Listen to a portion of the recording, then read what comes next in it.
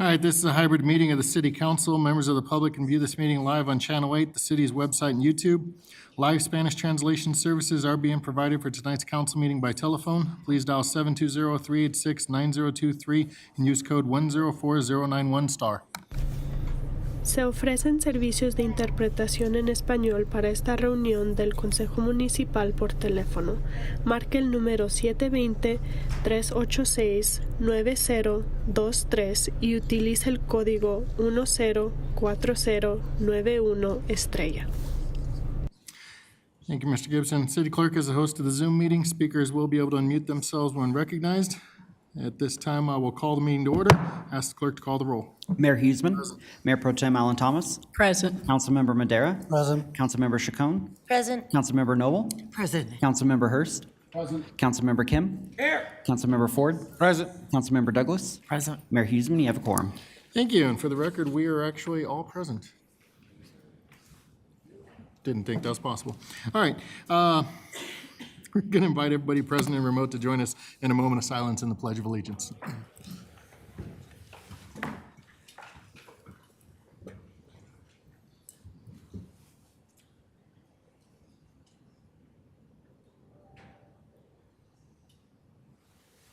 Pledge allegiance to the flag of the United States of America and to the republic for which it stands, one nation, under God, indivisible, with liberty and justice for all.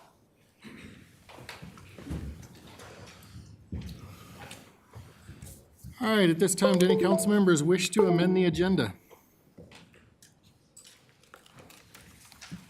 I'd actually like to move that the discussion of the draft letter to the CDPHE coincides with the evening's oil and gas monthly update instead of later in the evening during the administrative council business. So I'll make a motion to do so.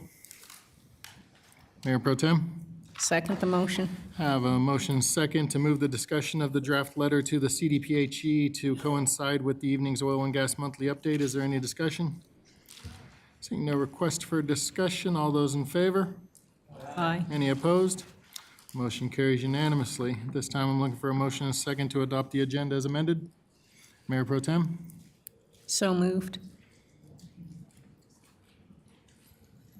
Councilmember Ford? I have a motion and a second to adopt the amended agenda. Is there any discussion? Seeing no request for discussion, do a voice vote. All those in favor? Any opposed? Motion carries unanimously. The modified or amended agenda is adopted by the City Council. Next up, we're going to have citizen communication. All public comment will occur during citizen communication except for public hearings. Persons registered to speak under multiple items will be allowed to speak multiple times. Per council policy, citizen communication is the time on our agenda for the public to address council on business and affairs of the city. Citizen communication cannot occur before the time stated, which was 6 p.m. It's after 6 p.m., so no action needs to be taken. City Council is not able to hear any comments at this time on land use matters that are before or may come before council. Please reserve your comments for the appropriate public hearing. As a reminder, we take your comments seriously, but do not generally respond to comments until later in the event during administrative council business. Tonight, we have a virtual speaker, Jorge Grant. Jorge, if you're in the Zoom meeting, you can hit *9 on your phone or use the raise hand function in Zoom. Jorge Grant. Mayor Huseman, I do not see Jorge in the meeting. All right, we'll move into our in-person speakers. And first up is Tamara Bravo. Please remember to give your name and address for the record and keep your comments limited to 3 minutes. Tamara Bravo. Okay, we'll move on to Joy Bishop.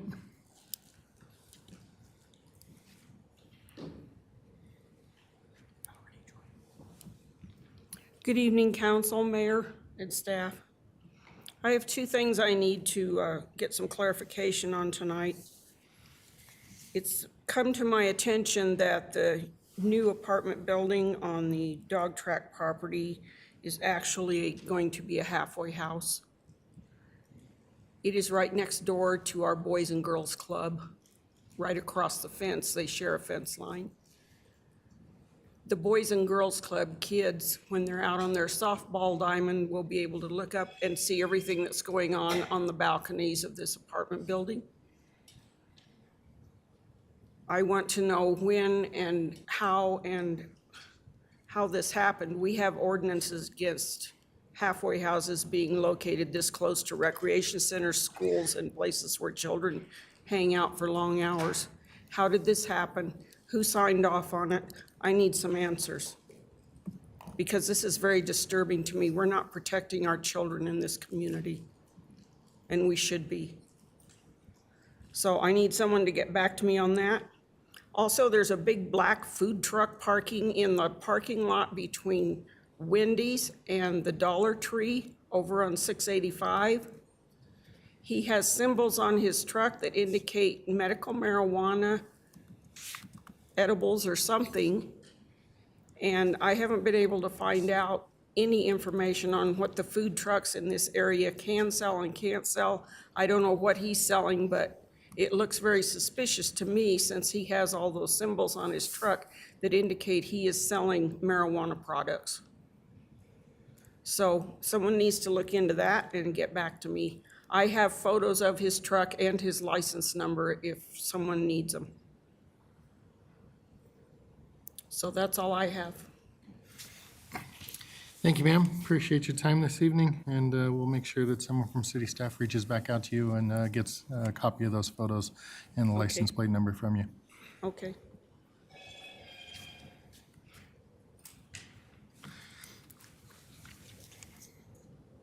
Okay, next up is going to be Ashley Dalzell.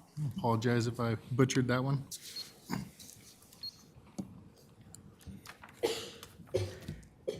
Hi there, Ashley Dalzell, Executive Director of Access Housing. We are located here in Core Commerce City, 6978 Colorado Boulevard.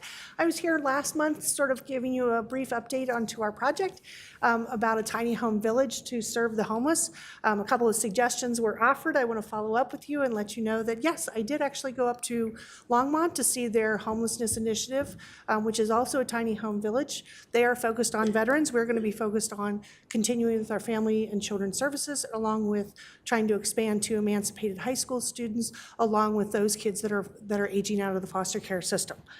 Based on my visit, here are some observations that I'm hoping, again, as our project is here in Commerce City, that we can continue to work together. Their land up in Longmont is 2.4 acres that was entirely donated. We are trying to pursue in the open market the half-acre lot next to us. We have to pay for it. The other thing about their tiny homes, they are completely being constructed by the builder himself, who donated the land as part of his effort to get the donation. He also has a bigger lot and neighborhood right next to that, so it seems as if it was a combination of donating land and getting some of his permits through very quickly so that he could do the all-around build. For us, we are just trying to get started. Our tiny homes are coming to us from the students at the Future Forward. They are building these houses. Ours happen to have more windows than the ones that we saw up there. Ours are coming on wheels. They will be on wheels on our lot versus the cement pads that are up there at Longmont. Longmont zoning seems to be an apartment-type complex is how they got their zoning. The lot we're looking at next to us, we believe, is an R3, which would be multi-purpose. We're not sure with the city whether those that current ordinance could be, or zoning could help us with our current build. We're only looking to put 10 tiny homes on our half acre. Their 2.5 has 24 tiny homes along with a clubhouse. Their clubhouse is 3,000 square feet. We're hoping to put a multi-purpose building on our little lot for about 1,750 square feet. Their budget, as far as we heard, was $5.4 million. Our budget is 1.8. They've been up in Longmont as far as the Longmont, how this project up there got started. The city itself started the project looking at zoning, wanting to help with homelessness, the idea of a tiny home village. So the city came to the nonprofit. In our scenario, we're the nonprofit coming to the city and hoping to work with you on an ongoing basis to get this underway. The other thing is our ask. In addition to trying to fast track, similar to what they did up in Longmont, we're hoping you'll help us with the zoning, continue to work with the city planners for the month of April. We would like to be breaking ground in 90 days. The other thing we asked for is additional funding because, again, they got some additional funding up in Longmont as a way of showing that it was a collaborative project. Thank you. Thank you, ma'am. Appreciate you being here with us this evening. 3 minutes is fast. All right, next is going to be Page Auto.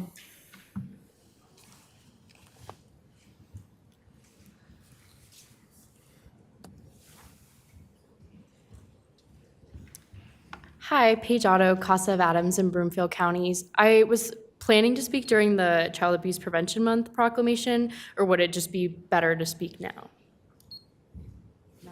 No, it's fine. Okay.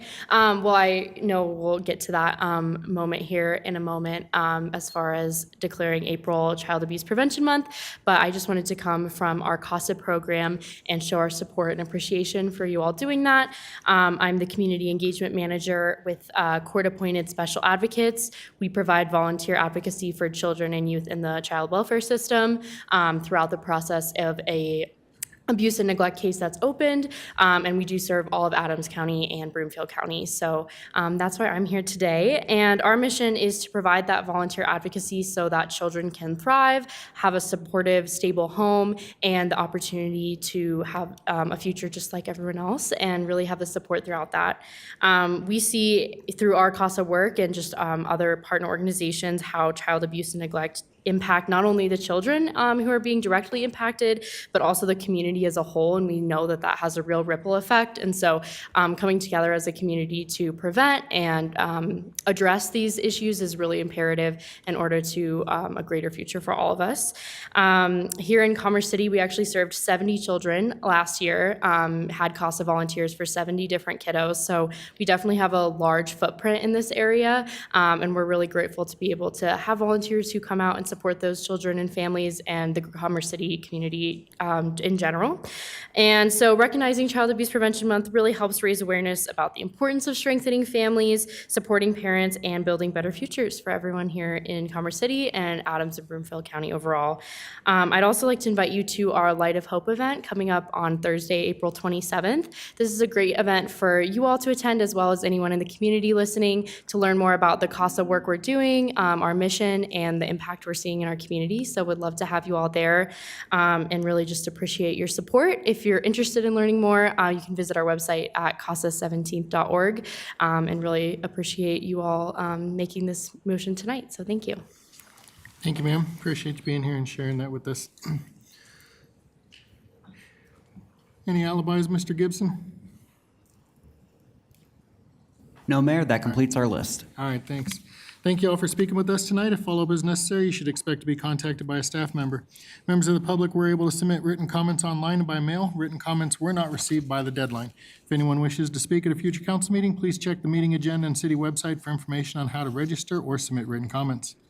We're going to move on to proclamations. Our first proclamation is for Autism Awareness and Acceptance Month. I'll invite Nicole Corder, Vice Chair of the DEI Commission, to read the proclamation.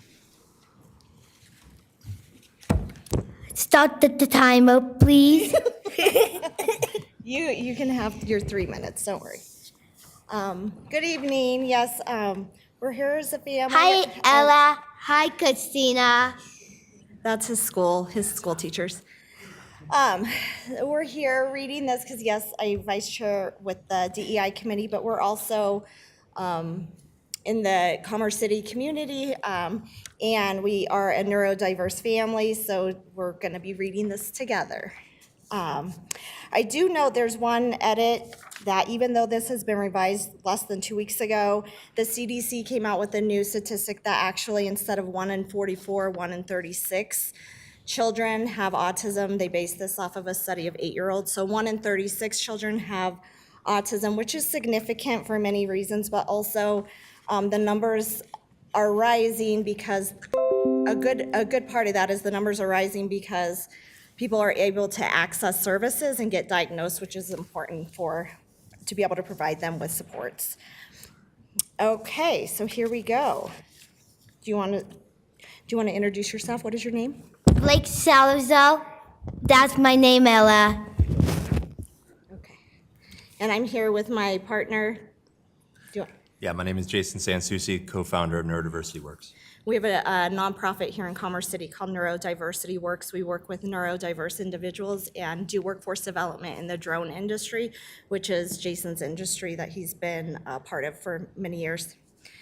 Okay, here we go. Whereas people with autism can be and are productive members in the, I'm sorry, I'm off, yeah. He's gonna say where Okay, Blake, you'd say that. Whereas Ellen? No. Okay. Whereas Ellen Christina? Whereas autism is a developmental disability characterized by a range of successes and challenges with socialization, communication, and behavior, and whereas the symptoms of autism typically are present before age 3 and are often accompanied with abnormalities of cognitive functioning, learning, attention, or sensory processing, and whereas autism affects 1 in 36 children in the United States, is 4 times more likely to occur in boys than girls, although girls are identifying a little differently, so that number's changing too, and can affect anyone regardless of race, ethnicity, and other factors. And whereas the parents and relatives of individuals with autism are commended for their sacrifice and dedication in providing for the special needs of individuals with autism, and whereas the need for early intervention services begins soon after a child has been diagnosed with autism to significantly improve health outcomes and reduce the level of funding and services needed to treat people with autism later in life. And whereas people with autism can be and are productive members of the workforce if they are given appropriate support, training, and early intervention services. And whereas individuals with autism, Was. like all other Americans, should have the opportunity to realize their ambitions and lead rewarding lives.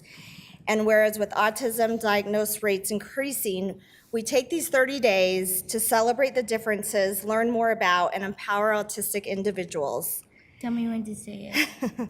Now there it be resolved that the City Council of Commerce City does hereby proclaim the month of April as Autism Awareness and Acceptance Month in Commerce City. Good job. good job.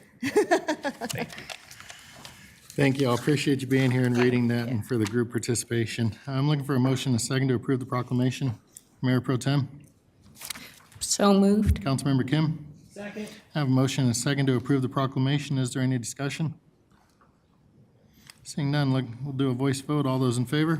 Aye. Any opposed? Motion carries unanimously. If you can stand by, we're going to do all the photos at one time. Thank you just so much. Stand by and we'll be down in a moment to do that. Thank you. All right, next up is Child Abuse Prevention Month proclamation. I'll invite the city clerk to read the proclamation.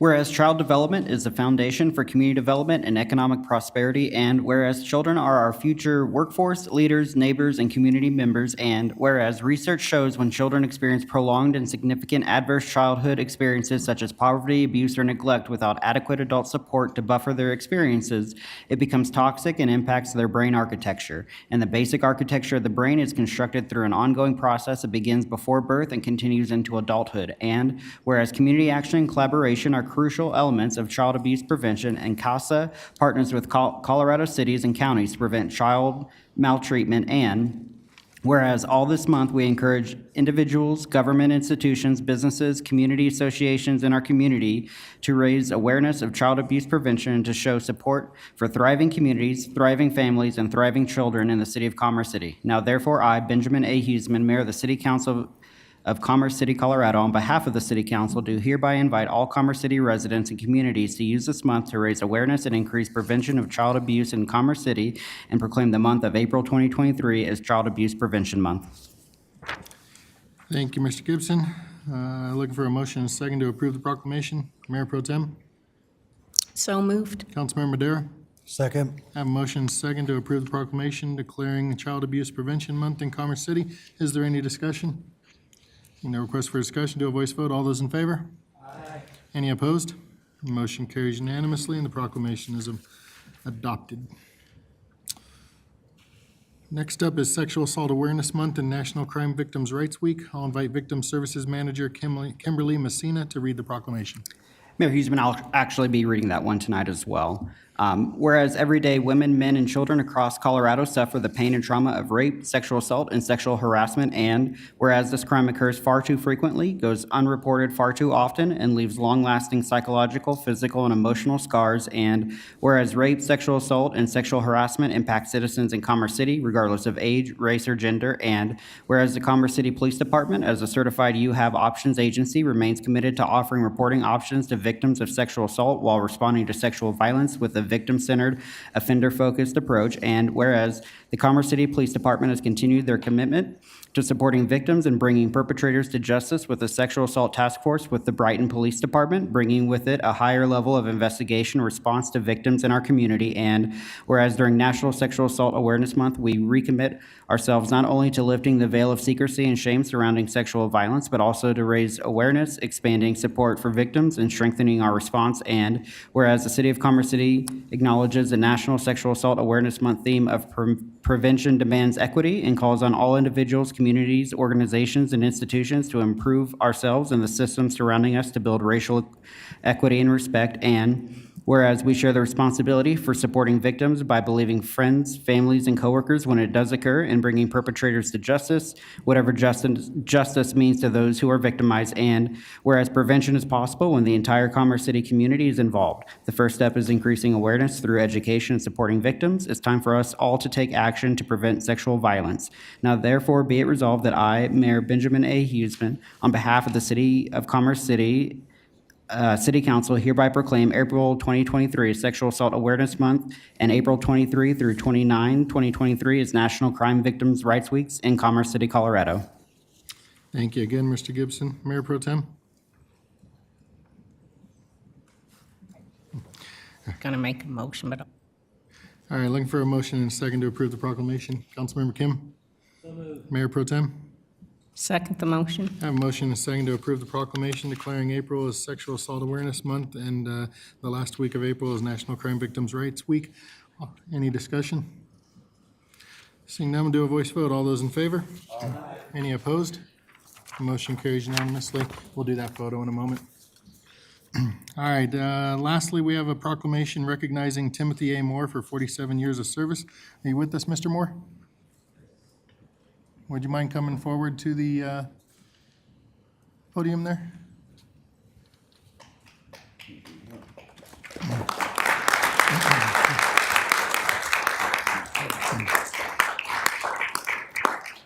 Thank you, thank you. Thank you, sir. We appreciate you being here and for your service to our great city.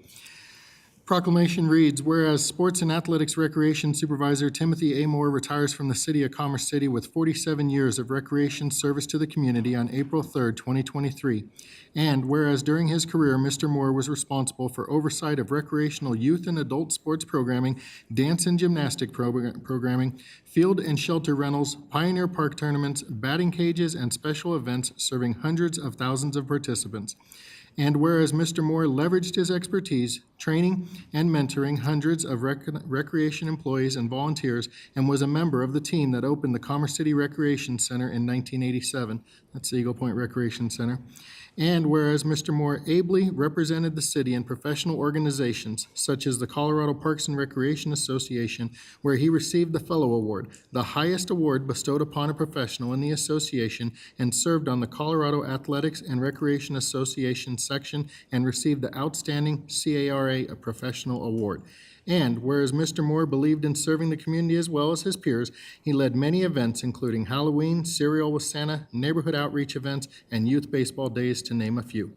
Now therefore be it resolved that the City Council of Commerce City honors Timothy A. Moore for his 47 years of dedication to the Commerce City community and his steadfast commitment to helping build a quality community for a lifetime.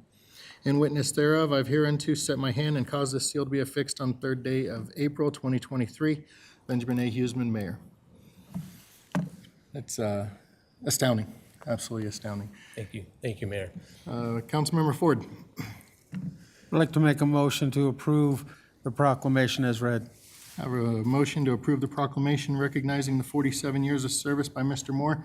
Councilmember Madera. Second. I have a motion and a second to approve the proclamation recognizing that 47 years of service. Is there any discussion? Councilmember Ford. I just wanted the opportunity to thank Tim Moore personally, all the years that I was with the city since 1990. Spent a lot of time around Mr. Moore, and how he handled himself while he performed his duties was exemplary. You did a great job. And it's important to note his favorite event was Creepy Hollows, which we used to have, which was a great event for kids to come at Halloween time and participate at the rec center. But one of the fields over at Pioneer Park is also named after Tim Moore with his efforts with youth baseball. So thank you, Tim, for all your years of service. Thank you, Sean. Thank you. Councilmember Douglas? I wanted to echo the same thoughts. Tim, you have been so committed to this community, and we just can't thank you enough for that. And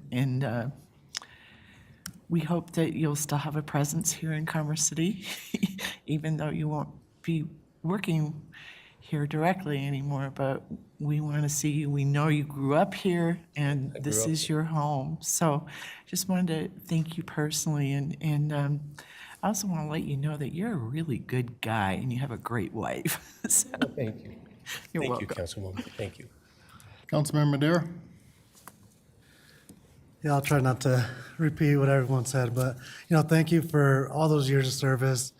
Had the honor to be at your retirement party on Friday, and, just to see everyone from staff that came out and the impact that you had on them. And, growing up here, I know the impact that our coaches have on us, and, how they mentor us and help us grow up to be, productive young men.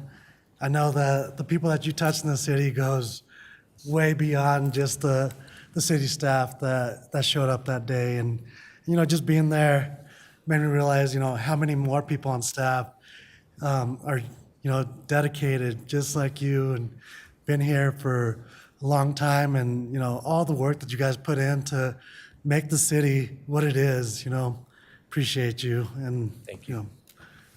Thank you. Thank you, Councilman. Thank you. Councilmember Hurst? Yeah, just to not repeat everything, I really appreciate that type of dedication in anything, but especially to our city. Fun fact about him, he started when he was 5. Since he looks like he's maybe, you don't look old enough to have that type of, work record. So I was like, did he start when he was a child? Or so no, obviously I'm joking, but that's an incredible. When I read that in our packet, I think I had to read it 3 times. Wait, that has to be a typo, because that's just an incredible feat for any organization. But I really appreciate that type of commitment to our city. Thank you, sir. Thank you. Thank you. Mayor Pro Tem?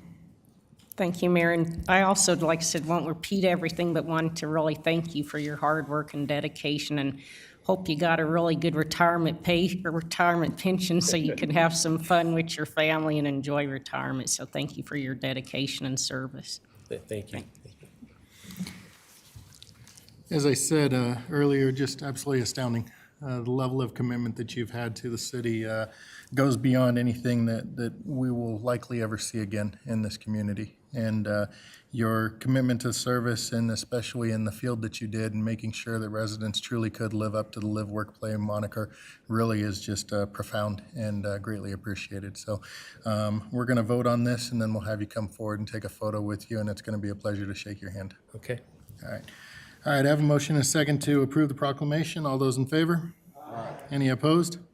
Motion carries unanimously. If you all join me down front for a photo, we will do Mr. Moore's photo, then we will do the victim's rights photo, and we will follow it up with the autism photo. Thank you.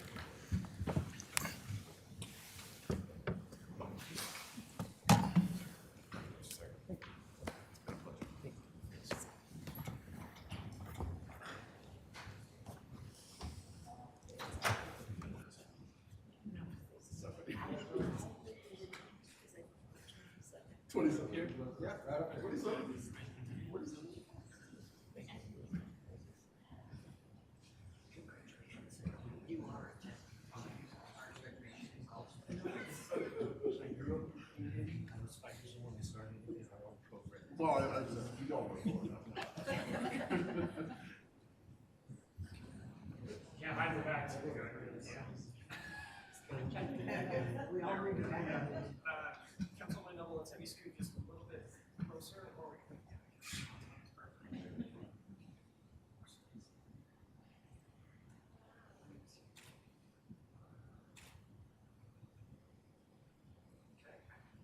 right, how about a round of applause for Mr. Moore?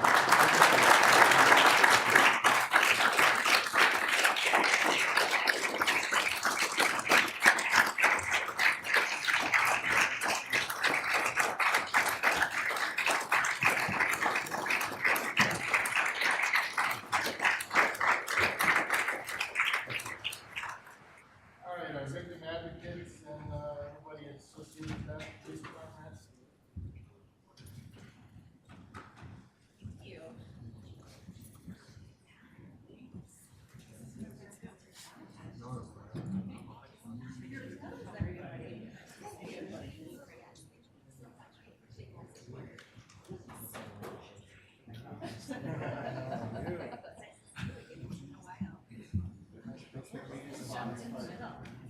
Yeah, there we go. Let's do 2 rows.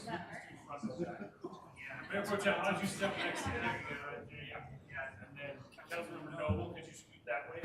Put your head right in between. No, between those two. Forward, next, yes, there we go. Yes, perfect. Thank you. All right. And Mr. Mayor, if you could step a little closer.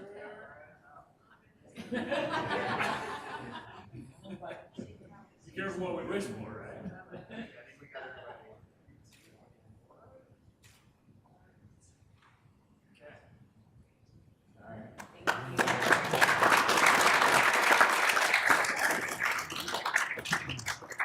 All right, Blake, come on down. You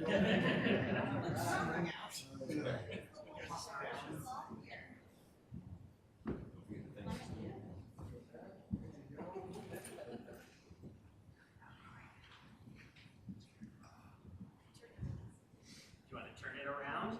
Oh, there we go. Right. And Councilmember Hurst and Ford and Noble, if you guys can all shimmy to the right just a bit. Here we go. I mean, I'm not opposed to it. Councilmember, just right there. Perfect. And there, a little more. Perfect.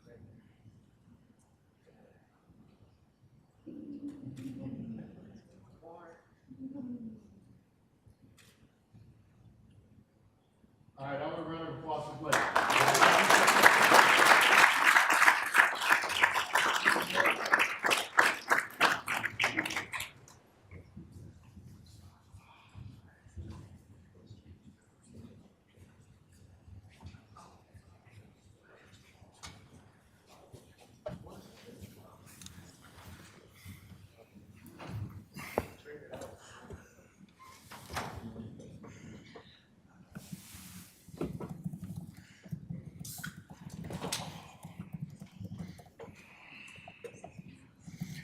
All right, thank you all for being with us this evening and for the proclamations. Those are some very special proclamations, and appreciate everybody's effort on that. We're going to move into noticed council business. We have a discussion of options with respect to youth commissioner behavior. I'll invite Councilmember Kim or Councilmember Madera to introduce your item.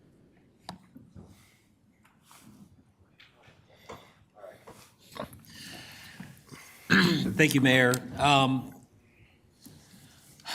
So I think based on the information we had received from the city attorney, interim city attorney, there were 3 options that were presented amongst all of us. But I also believe that there is potentially a 4th option, which is similar to what we're affording Mr. Bullock when that does occur. And that option would be is to invite Mr. Kelly to essentially come forward to discuss the actions or potential behavior if he'd like, just giving that opportunity to him. So with that, I would like to make a motion to request city staff to contact Mr. Kelly to potentially see if he'd be willing to come forward and discuss his behavior in front of city council.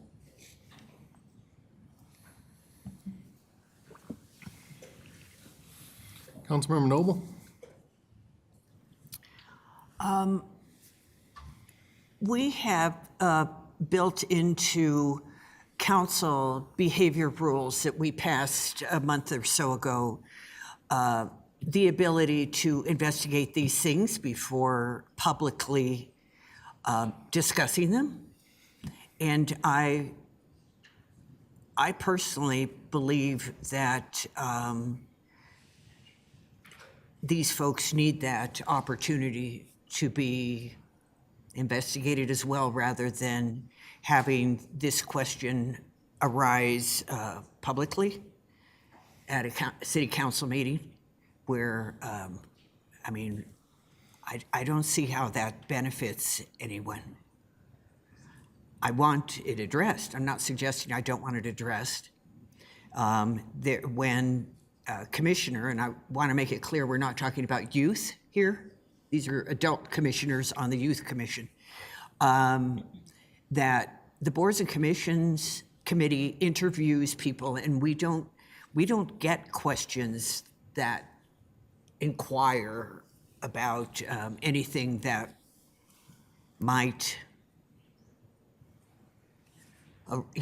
the behavior issues might arise from. I'm having a hard time finding words for this, but I just am really uncomfortable doing this, exposing anyone to anything publicly. I certainly want it addressed, but I don't know about having anyone come before council in a public setting. There must be some other alternative than that. And I would hope that we can apply the same thing that we would do for council behavior, which is to have it investigated privately and let them make a determination privately whether they want to bring it forward publicly, so that they have the option to resign first if the facts warrant, rather than being publicly exposed.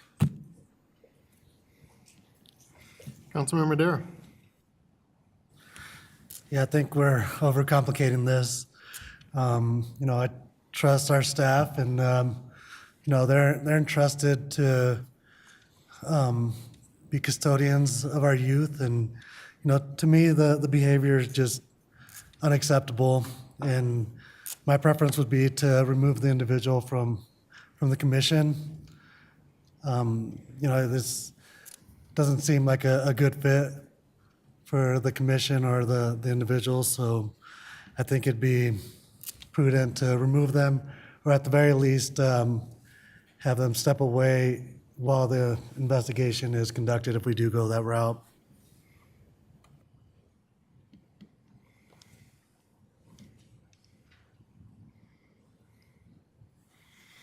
Okay, has anybody made a motion? Anybody have a motion to make?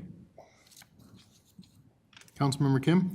So I think going back to listening, obviously, to council as well, I think then I would like to make a motion that option 3 is chosen to essentially remove the individual from the commission, allowing until staff has completed their investigation with regards to the incidents that have been brought forward. Councilmember Kim, just to clarify the intent of the motion, is that to suspend Commissioner Kelly for the purpose of an investigation? Yes. All right, I have a motion to suspend Commissioner Kelly from the Youth Commission pending the outcome of an investigation into the allegations against his behavior. Is there a second? Councilmember Dara? Second. I have a motion and a second to suspend Commissioner Kelly from the Youth Commission pending investigation into the allegations of his behavior. Is there any discussion? Seeing no request for discussion, do a voice vote. All those in favor? Aye. Any opposed? Motion carries unanimously. All right, we're going to move on to our presentations, which is the Oil and Gas Monthly Update, and that will also coincide with the amended agenda that is going to move the discussion of the draft letter to the Colorado Department of Public Health. I'll invite Dr. Rosemary Russo, Environmental Planner, forward to give the presentation. Thank you, Mayor, and good evening.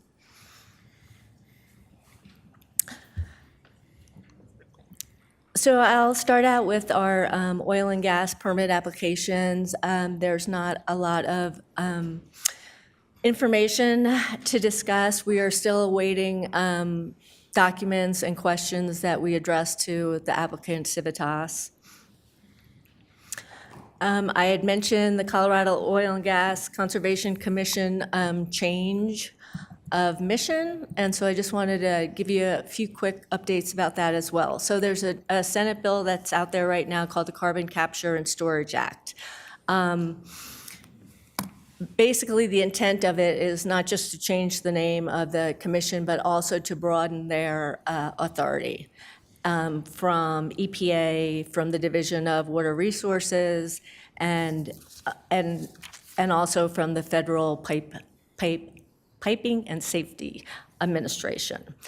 So there are 39 local governments, including Commerce City, that have been meeting, and we have suggested some companion legislation and additional provisions related to safety. So this coalition of local governments are asking for 2 additional studies to go along with that bill, and one is to study the safety of hydrogen storage, specifically the transportation of hydrogen. And then the second study, safety study that local governments are working with the Colorado Oil and Gas Conservation Commission is about the pipeline siting. So basically the 2 points are that similar to what is happening between like mineral leasing and pooling legislation right now, there's related to that is this new term called pore space. So basically, what the Colorado Oil and Gas Conservation Commission is saying that surface right owners may lose their pore space, and pore space would basically just be that area where they're going to try to inject carbon. And so the discussions are going on, and the local governments just want to make sure that we have a seat at the table, and they're thinking about property right owners and their rights, and also local government rights. Switching gears to Suncor, as the mayor mentioned, I have that letter revised. I think I've addressed all your concerns, but that's in your packet. Not in your packet are the updates about Suncor's exceedances, and that, again, is because they came out today. So they're always at least 2 weeks behind, but this is on the website. Yesterday, they had a EPCRA exceedance, and so I know I've explained this a couple times, but there's permit exceedances, and then a step up from that are EPCRA exceedances. So EPCRA is Emergency Planning and Community Right to Know. So whenever you have an EPCRA exceedance, that's that top line. That means that it was more than 500 pounds of sulfur dioxide. And so that happened yesterday, and then there was another one on March 11th. A lot of these exceedances, if you look through them, I mean, the numbers are different, but a lot of them have to do with startup and shutdown. And again, they're not in full production, but there's a lot of activity at Suncor, and so I want to make sure people are aware of that. And then these go all the way to mid-February. There was also in addition to the air exceedances, there was a soil contamination where a sewer pipe, because of the cold temperatures, burst, and so that had to get addressed as well, but there was no water contamination detected with that pipe leak. So in summary, on Suncor, during 2022, they were averaging about 5 to 7 exceedances a month. So far, we're up to about 13 exceedances. So, and then again, we had in this last reporting period 2 of the EPCRA exceedances, which are of concern. The other issue related to Suncor is this GEMS 2 that I've discussed. So This is a new rulemaking. This is a rule that will apply to 18 facilities, Suncor being one of them. Suncor is the only one within our community that's under GEMS. We've been working on this for a year, and I would say in the 11th hour, they decided to allow Suncor to do emissions trading, which means that they could lower their emissions at a different facility. So that doesn't benefit the communities in terms of our air quality. So to put it in perspective, there's 18 facilities. They have a baseline of 2015. So they're looking at these facilities and saying, how much have they reduced? And they have set these targets for like 2024, 2030, 2050. And so just to put it in perspective, there's other facilities that have reduced by up to 150%. Suncor is at a 1% reduction. So I will leave it at that without a commentation. And so that's all I have tonight, although I am glad to answer questions, as always. Thank you, ma'am. Appreciate that. Councilmember Noble? I just wanted to bring up that while I was in Washington for the conference, there was an overnight notification from Suncor about another problem.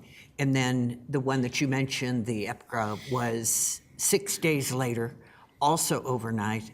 And those particularly concern me because that means our residents are asleep when these are happening and they're not going to see those notifications. How will they know that it's something they need to, load up, drive away? What is our protocol for emergencies at Suncor? The notifications won't do anyone any good when they come at 12:30 in the morning and 5:30 in the morning, for the most part. So if we could look into that, that would be really helpful. Okay. And I know Suncor listens to all the city council meetings, and so. Oh, good. Listen, while they're here, I just want to make the point that one of our meetings was with Senator Bennett's office, and the very first question they had after the niceties was, it wasn't a question, it was more a statement. Tell us about Suncor. They are gravely concerned about what's going on. They weren't the only ones concerned. The EPA was concerned. So I think that it's well worth Suncor's time to figure out a way to reduce their emissions in this trade-off by more than 1%. Perhaps begin looking into how they can improve their infrastructure. There's some reason these are occurring. Is it a maintenance problem? Is it an aging problem? Or is it lack of investment in infrastructure? Something's wrong, and it needs to be addressed. Thank you. Thank you, Councilman Noble. Just for clarification, they're at 1% now. The law will require them to reduce by 20%. But some they can trade it now unless the law gets changed. And, I think I mentioned we're having biweekly meetings at this point, local governments and EJ institutions. And so it's a give and take. I was just surprised because we had been mentioning that we were opposed, the air quality regulators were opposed to them trading based on their history of violations. And do tell us when is the right time, who we should be addressing our concerns to. Can you turn your microphone on, please? Do tell us also when the time comes who we should be addressing our concerns to, so that it doesn't become a rulemaking fact. Yeah, so up on the website, we've spent a lot of time lately on the website, and so there is a public notice section now where people, with the links where people can, submit their comments. So that's accessible to everybody in the community. But I'll send you the links because we're still the pages are transforming each day, and Travis and the communications department's doing a great job, but we're trying to really expand it and revise it. Okay, I'm thinking about something more official from the city council. Okay. Thank you. Councilmember Douglas. Thank you, Mayor Huesman. Thank you for the presentation, and as always, Dr. Russo. Do you know which agency initiated the trade-off program, I guess you would call it? So it was CDPHE. Really? Wow. Okay. Thank you for that. And So they're taking public comments from the local air regulators and EJ, but industry as well. And so it was a compromise. you know, Just I a month don't ago. understand how the health department, who is there in place to protect our health, safety, and welfare, how they give industry a seat at the table to decide how to protect our health. I just don't understand why we have to compromise with the industry when it comes to our health. But I will be more than happy to say that directly to the people at the CDPHE. So I had a question also about exceedances. You said there were 5 to 7 a month.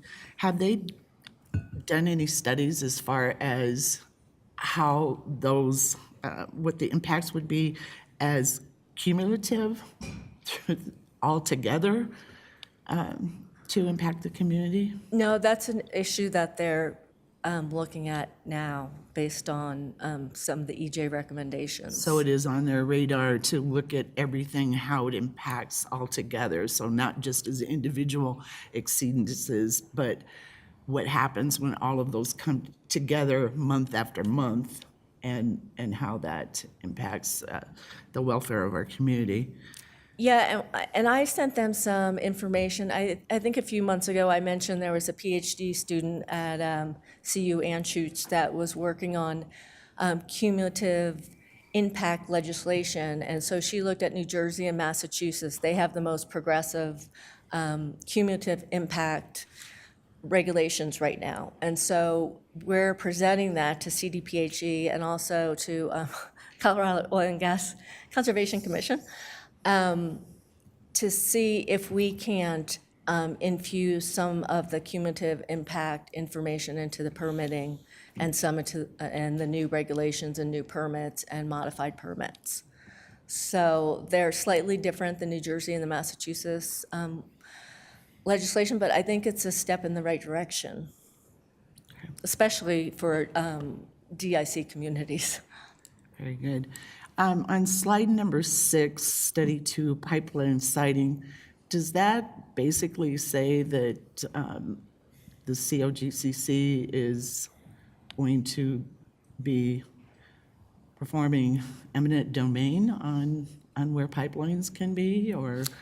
Yeah, so that is the concern of not having local government jurisdictions have that authority, just like the same way we went through with the Senate bill to say local governments have to be, have to have a seat at the table. The same thing is happening now about the siting. They all, right now the federal government really regulates pipelines. So this would be a change in who has primacy too. So there's a couple issues going on. So will it ultimately be eminent domain, or will stakeholders, such as communities, have a seat at the table to have their voices heard? Well, that's what the discussion with Commissioner Robbins is right now. There's a meeting, those meetings are biweekly right now as well. But we participate in those. I used to go to all of those, but I haven't been able to recently. I think those are all of the, so I mentioned previously when we were talking about the impact findings of Cultivando about the possibility of collaborating with the city. Has that been looked at all? Yeah, so last week there was a public meeting, Cultivando and the Center for Alliance Center of Colorado had a 4-hour meeting at Eagle Point and Cultivando, and I was there, and the director of Adams County Health, and we talked about, well, the EPAC recommendations and Cultivando's error and equity research. And so, yeah, and then a member of Cultivando has applied for EPAC, so that's a good connection. And then I am working with Olga and Laura about some of these EJ grants that are coming up. Wonderful. Thank you. Thanks for that update. Councilmember Dare? Do we monitor exceedances from other companies in the area? Do we know, 'cause I find it hard to believe that, Suncor is the only one, right? There's a concrete factory right down the street, and the one that no one talks about is Excel, just across over our border, right next to Suncor.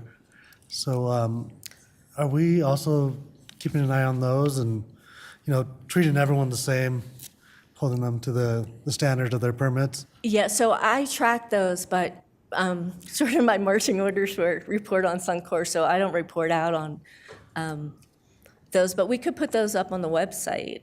I would say we should come up with maybe the top 5 or the top 10. Otherwise, this could be a data. Yeah, I Time guess crunch. my question is more, are we seeing, similar exceedances from, other companies? Because, it just seems like we pick on Suncor because they're easy, right? But they're not the only culprit. And, we can tackle Suncor, but that may not exactly, solve our problems in the community. Yeah, so there is a PowerPoint that I gave to the Public Health Department a few months ago, and that has, it's by pollutant. So it's like, what are the biggest exceedances for NOx? What's the biggest exceedances for SOx? And it has like the top 10 in all the pollutant categories, and then also the category which is HAPs, hazardous air pollutants. So that's up on the website. Okay, yeah, no, I think it's, it just comes down to policy where we have to make sure that everyone is being held to the same standard, and I think that's the only way that anything's going to improve. Absolutely. And when these discussions with CDPHE about environmental justice, it's not just looking at Suncor. It's like, okay, when new or modified permits come in, let's look at all the industry within the community and maybe ratchet everyone down like 2%. And so those are a few of the strategies that, are in the letter and that are part of these discussions. But a quick aside about businesses, one good piece of news that we got this week is that the Green Networking, the state program for businesses, has chosen Commerce City as Commerce City and Pueblo as the 2 cities that they want to focus in on this year to help save the businesses money. So I just got that Thursday afternoon, but yeah, that'll be a great asset for us.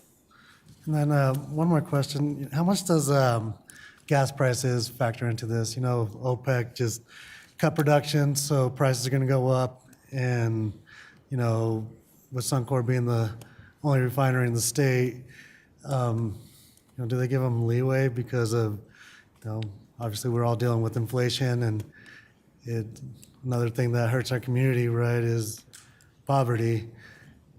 So is that something that they consider, or, Yeah, that was part of the discussions with Suncor. But Suncor did last, I think the second quarter of 2022, they had their record profits. And so I think the discussion of, we can't invest in this or gas will go up, I'm not sure that's, I don't want to say legitimate, but I think there's other factors that should be considered. Yeah, because, I've been to some of those CDPHE hearings, and, they all seem the same, right? Like, you have your public communication, and at the end of the day, the outcome is very similar every time. So I'm just curious more than anything.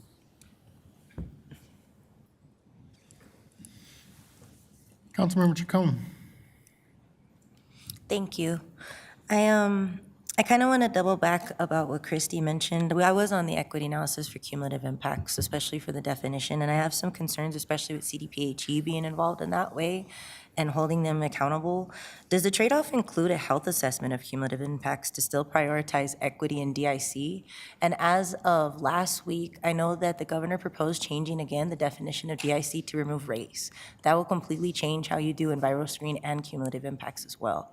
I believe written comments for stakeholders is this Friday for anyone that wants to submit a comment to oppose or to include the third option of removing race. And how can we make sure that we're still prioritizing DI communities kind of through that? Personally, I think concerning that it's environmental racism and known redlining, especially starting from Indigenous communities, removing race when it pertains to cumulative impacts can be severely detrimental to knowing how we can help respond to communities and prioritize their spaces. So are they going to be doing a health assessment within these trade-off spaces, or will there be any kind of equity analysis? That was a recommendation from this group of local air regulators.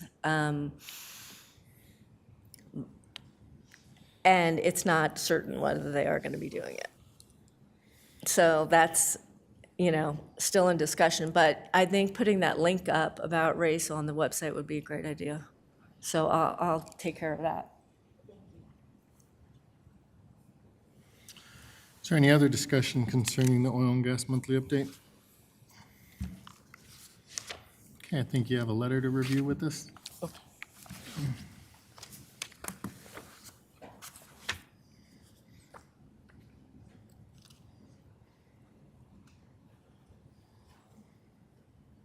So do you have it in your packets? I'm sorry. Okay.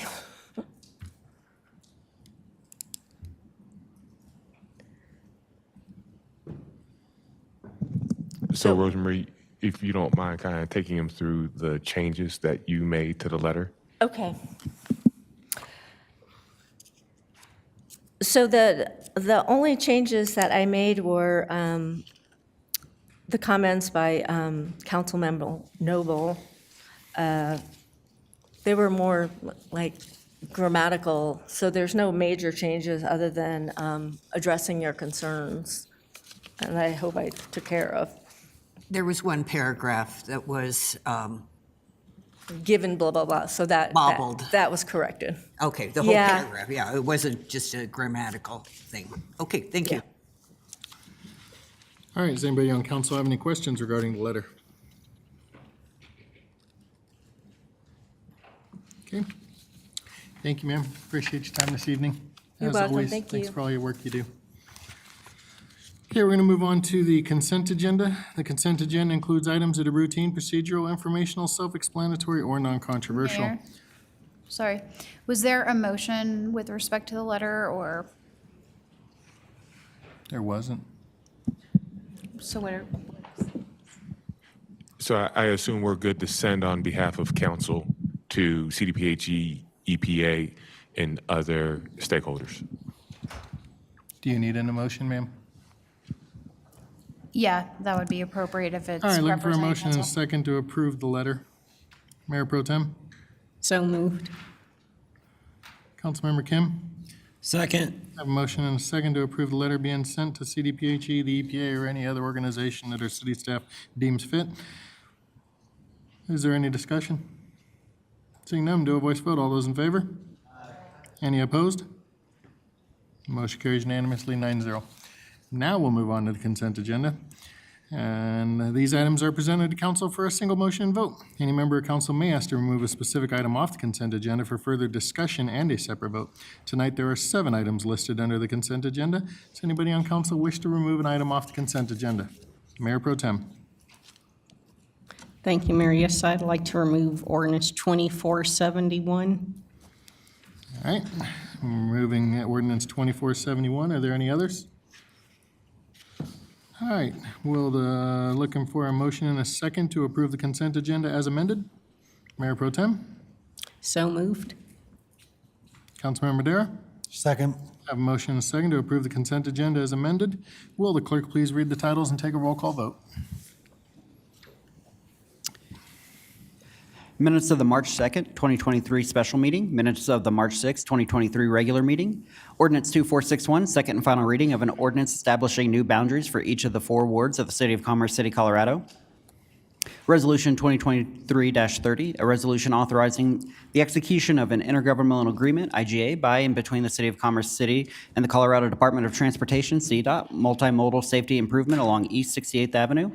Resolution 2023-34, a resolution adopting a city council policy to address city council conduct and discipline as council policy number CP-25. Resolution 2023-45, a resolution establishing policies for conducting public hearings during electronic meetings and repealing Resolution 2020-30. Your vote is open.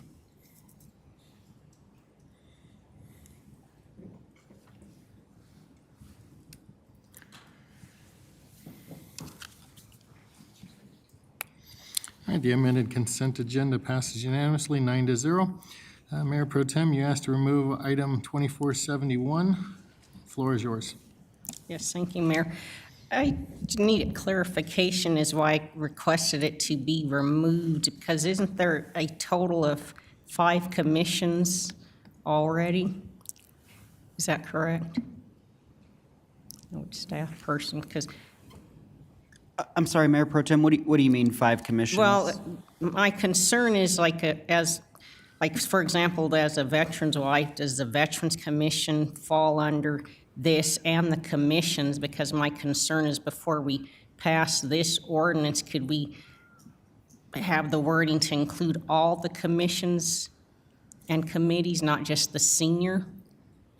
So this is revising a specific section within the Commerce City Revised Municipal Code, I believe, and Councilmember Noble or Douglas can correct me, but this was at the request of the Senior Commission itself to have council amend this section of the code. So if veterans or any other commission that is established by code would like, that doesn't already have the ability to conduct, participate, or lead projects for community service in the community, they would need to request that or make a motion to request council amend that code if that's their desire. Yeah, because see, that's what I'm asking, so we don't have to keep having this come for each commission and the other committees eat and continuously keep voting for each one. Can we change it to where it includes all the commissions and committees? Can that motion? I would defer to the city attorney if we could amend multiple sections of the code to add the same language under a single subject rule in the charter. I was going to say, Mayor Pro Tem, just again to clarify, this ordinance is specifically amending section 2-3007, which is only the senior commission. We could certainly bring back ordinances to the council to amend. Let me pull up these sections. There's Article 3 of the code. The other commissions in there are, as you mentioned, 2-3008 is the Veterans Commission. 2-3006 is Citizen Public Safety Advisory Board, and then there is 2-3005, the Youth Commission. The other ones, the Derby Review Board is specific. The Planning Commission obviously would not be at issue in the Board of Adjustment or in the same section. So we would come back if that were council's direction. And just pulling up 2-3008. It says the powers of the Veterans Commission are to advise city council on matters related to the veteran community within the city, foster greater understanding of the veteran community, increase visibility of veterans issues, increase community engagement by veterans, inform the veteran community of available services, programs, and resources, advocate for issues important to veterans. The commission's authorized to analyze data, et cetera. It's a pretty broad powers in there, so arguably could encompass community service projects. So could I make an amendment then to this to include all the commissions? So this one, not for this specific ordinance, because again, this is just amending this specific section of the code. So you could all determine what you want to do with respect to ordinance 2471 and move on that. And separately, you can do a motion to amend these other sections or,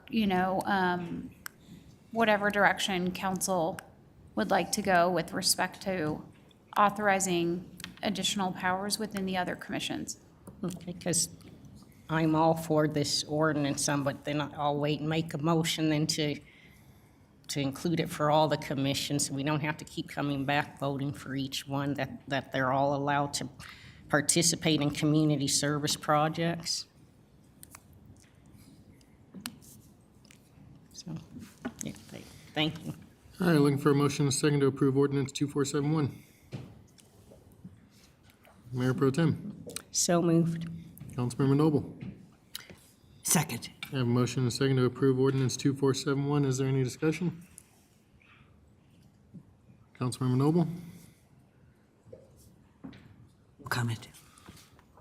All right, I see no request for discussion. Will the clerk please read the title? Ordinance 2471, second and final reading of an ordinance amending Section 2-3007 of the Commerce City Revised Municipal Code to authorize the Senior Commission to initiate or participate in community service projects that benefit the active adult and senior community of Commerce City. Your vote is open.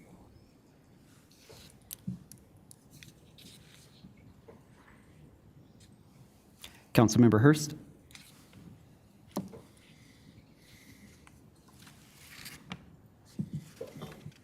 All right, motion carries unanimously 9-0. I'm going to move on to ordinances on first reading. We have ordinance 2473, recognition of a grant for the Youth Services Bike Program. Do any council members have any questions for staff? Mayor Pro Tem. Yes, thank you, Mayor. I had a couple questions. Who's overseeing this program? Because can they come forward, please?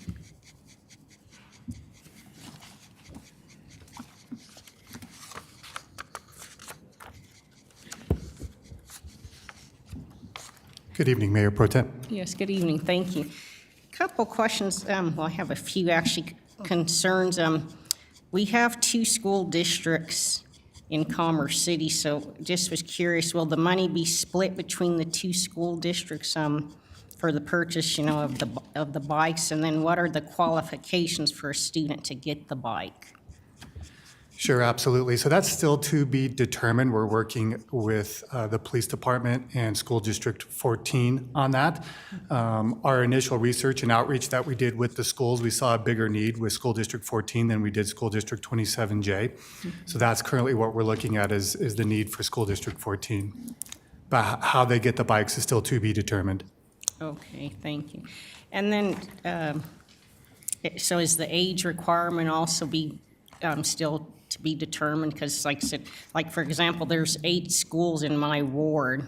So if a parent starts calling me and asks what are the age, all of that, when will we get information as who to contact and what the age requirement is? Correct. That is still to be determined as well, but most likely we'll probably be targeting the elementary schools.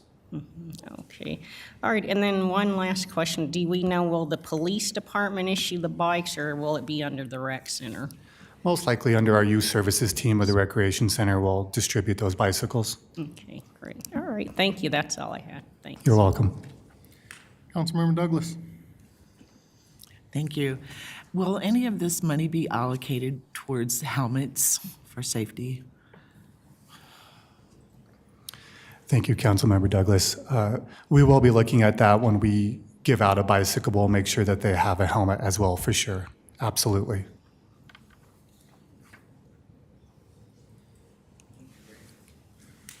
Are there any other questions? Seeing none, I'm looking for a motion and a second to introduce ordinance 2473 by Councilor Seidel and approve on first reading. Mayor Pro Tem. So moved. Councilmember Madera. Second. I have a motion and a second to introduce ordinance 2473 by Councilor Seated and approve on first reading. Is there any discussion? Seeing no request for discussion, will the clerk please read the title and take a roll call vote? Ordinance 2473, first reading of an ordinance amending the 2023 budget of the City of Commerce City, Colorado by the recognition of the Walmart Local Community Grant in the amount of $4,500 to support Youth Services Bikes Program and the authorization of the expenditure thereof. Your vote is open.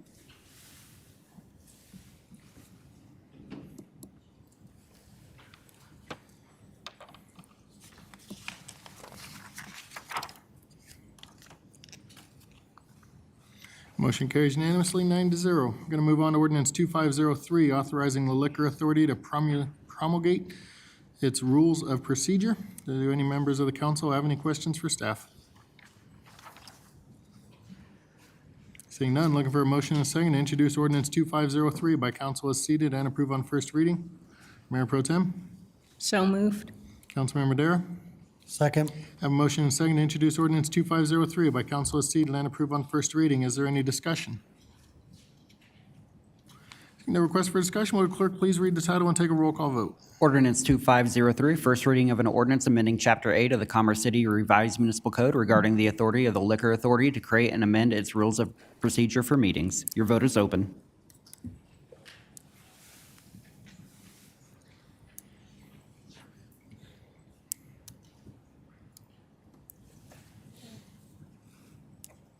Motion carries unanimously, 9-0. We're going to move on to ordinance 2504, authorizing electronic or hybrid meetings. Do any council members have any questions for staff?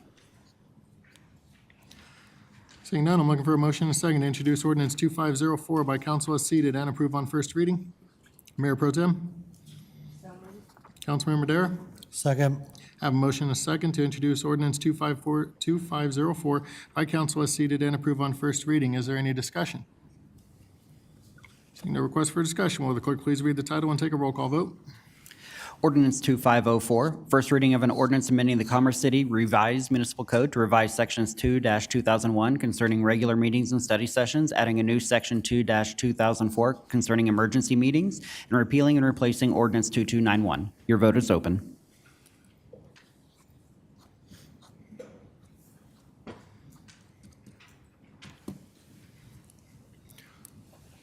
Motion carries unanimously, 9-0. Lastly, we have ordinance 2505, recognition of grant for the Click It or Ticket campaign. Do any council members have any questions for staff? Seeing no questions, I'm looking for a motion and a second to introduce ordinance 2505 by council as seated and approve on first reading. Mayor Pro Tem. So moved. Councilmember Madera. Second. Have a motion and a second to introduce ordinance 2505 by council as seated and approve on first reading. Is there any discussion? Councilmember Hurst. I apologize for question. How's the Click It or Ticket, how's it work? Without the seatbelt law being a primary in Colorado, is it a primary during this time period, or what do we do for Click It and Ticket? It just is interesting. Thank you for the council question. It is not a primary, but for the enforcement, it is a grant-funded overtime duty for officers, and they will look for that. You can certainly look and see if somebody has a seatbelt on, and then any traffic enforcement is predicated on stops that are primary violations with enforcement action taken on the seatbelt as observed. Yeah, and I wasn't questioning like what happens. I just wanted to make sure like, we're communicating what the Click It or Ticket program is, because it's always interesting. I'm like pro-primary seatbelt law, but it's interesting because it's hard. You can't just pull somebody over for no seatbelt. It's just an interesting program. Thank you. Is there any other discussion? All right, I have a motion and a second to introduce ordinance 2505 by council as seated and approve on first reading. Will the clerk please read the title and take a roll call vote?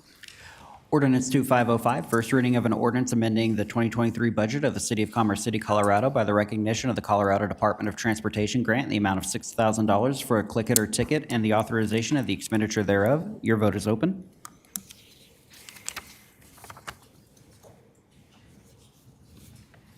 All right, motion carries unanimously, 9-0. Please make sure you're wearing your seatbelt at all times.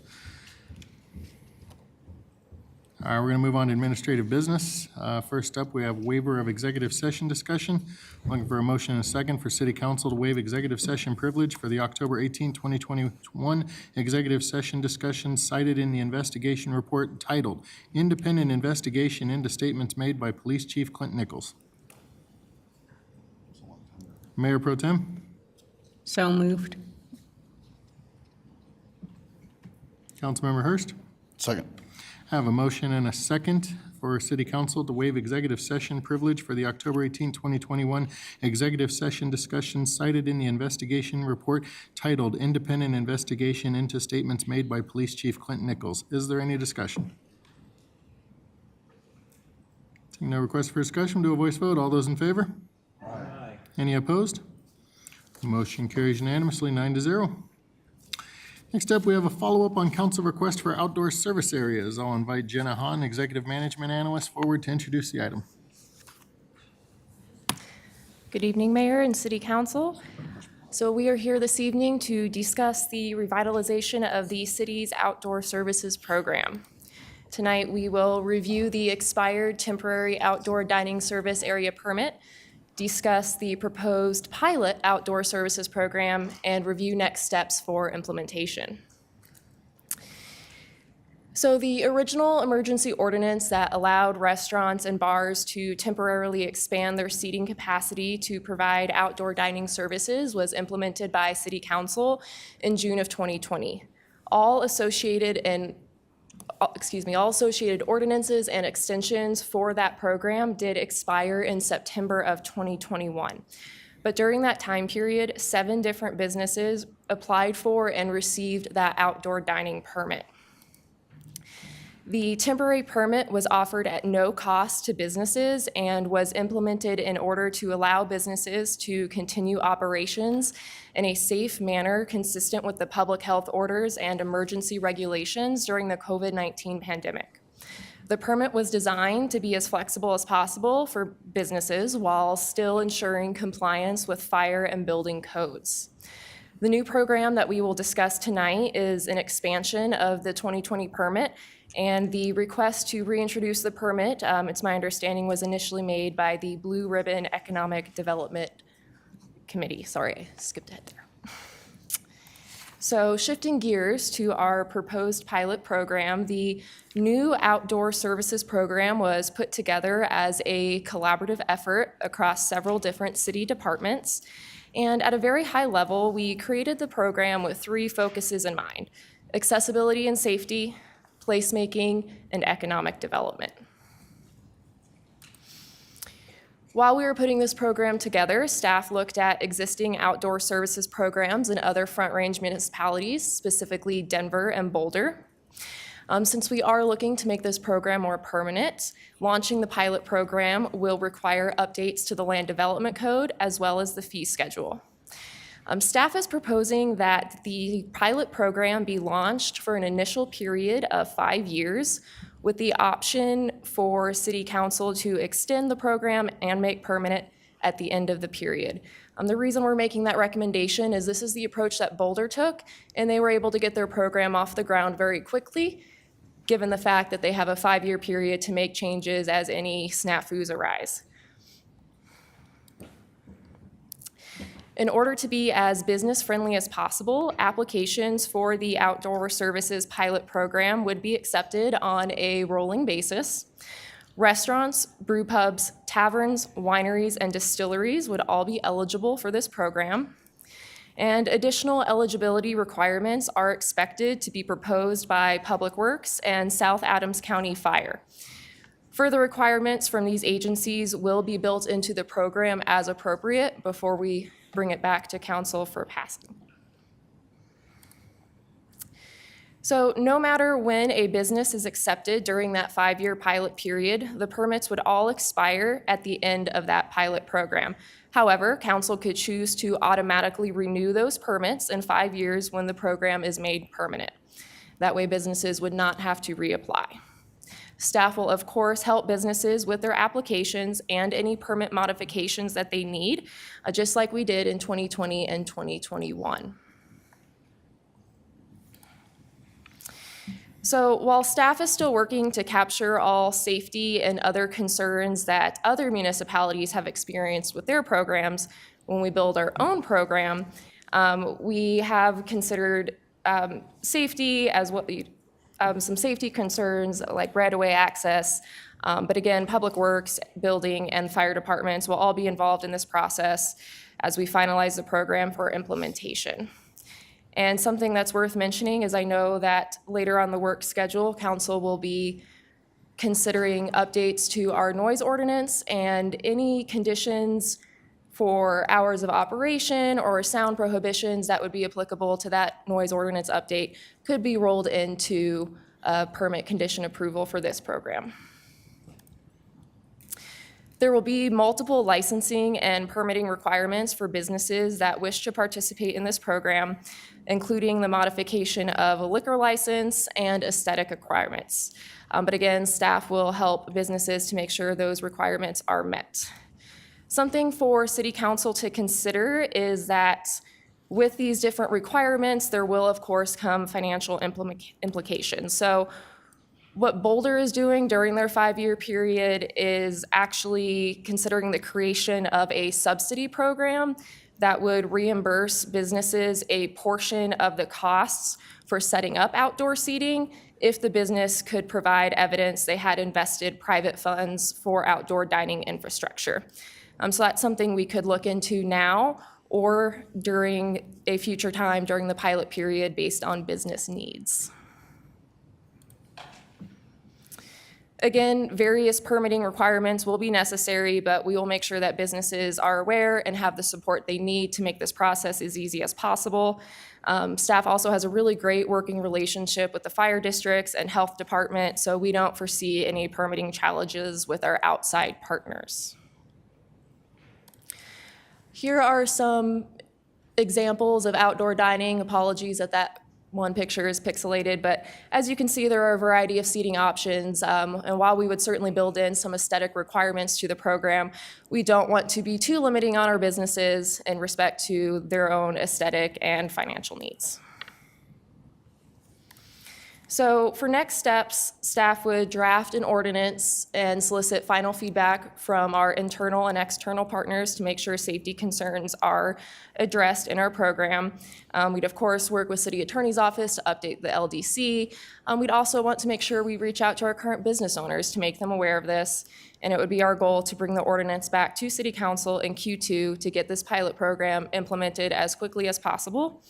And we would work with our community relations team to make a nice press release and just make sure everyone's aware of this opportunity that they have. So those are the initial proposals that we have for our 5-year period. Certainly love any feedback before we get cranking on the final product to bring back to you soon. Thank you. Thank you, ma'am. Councilmember Noble? Thank you very much, Jenna. And I know that the Blue Ribbon Economic Development Committee will be very happy to know that you're moving forward on this.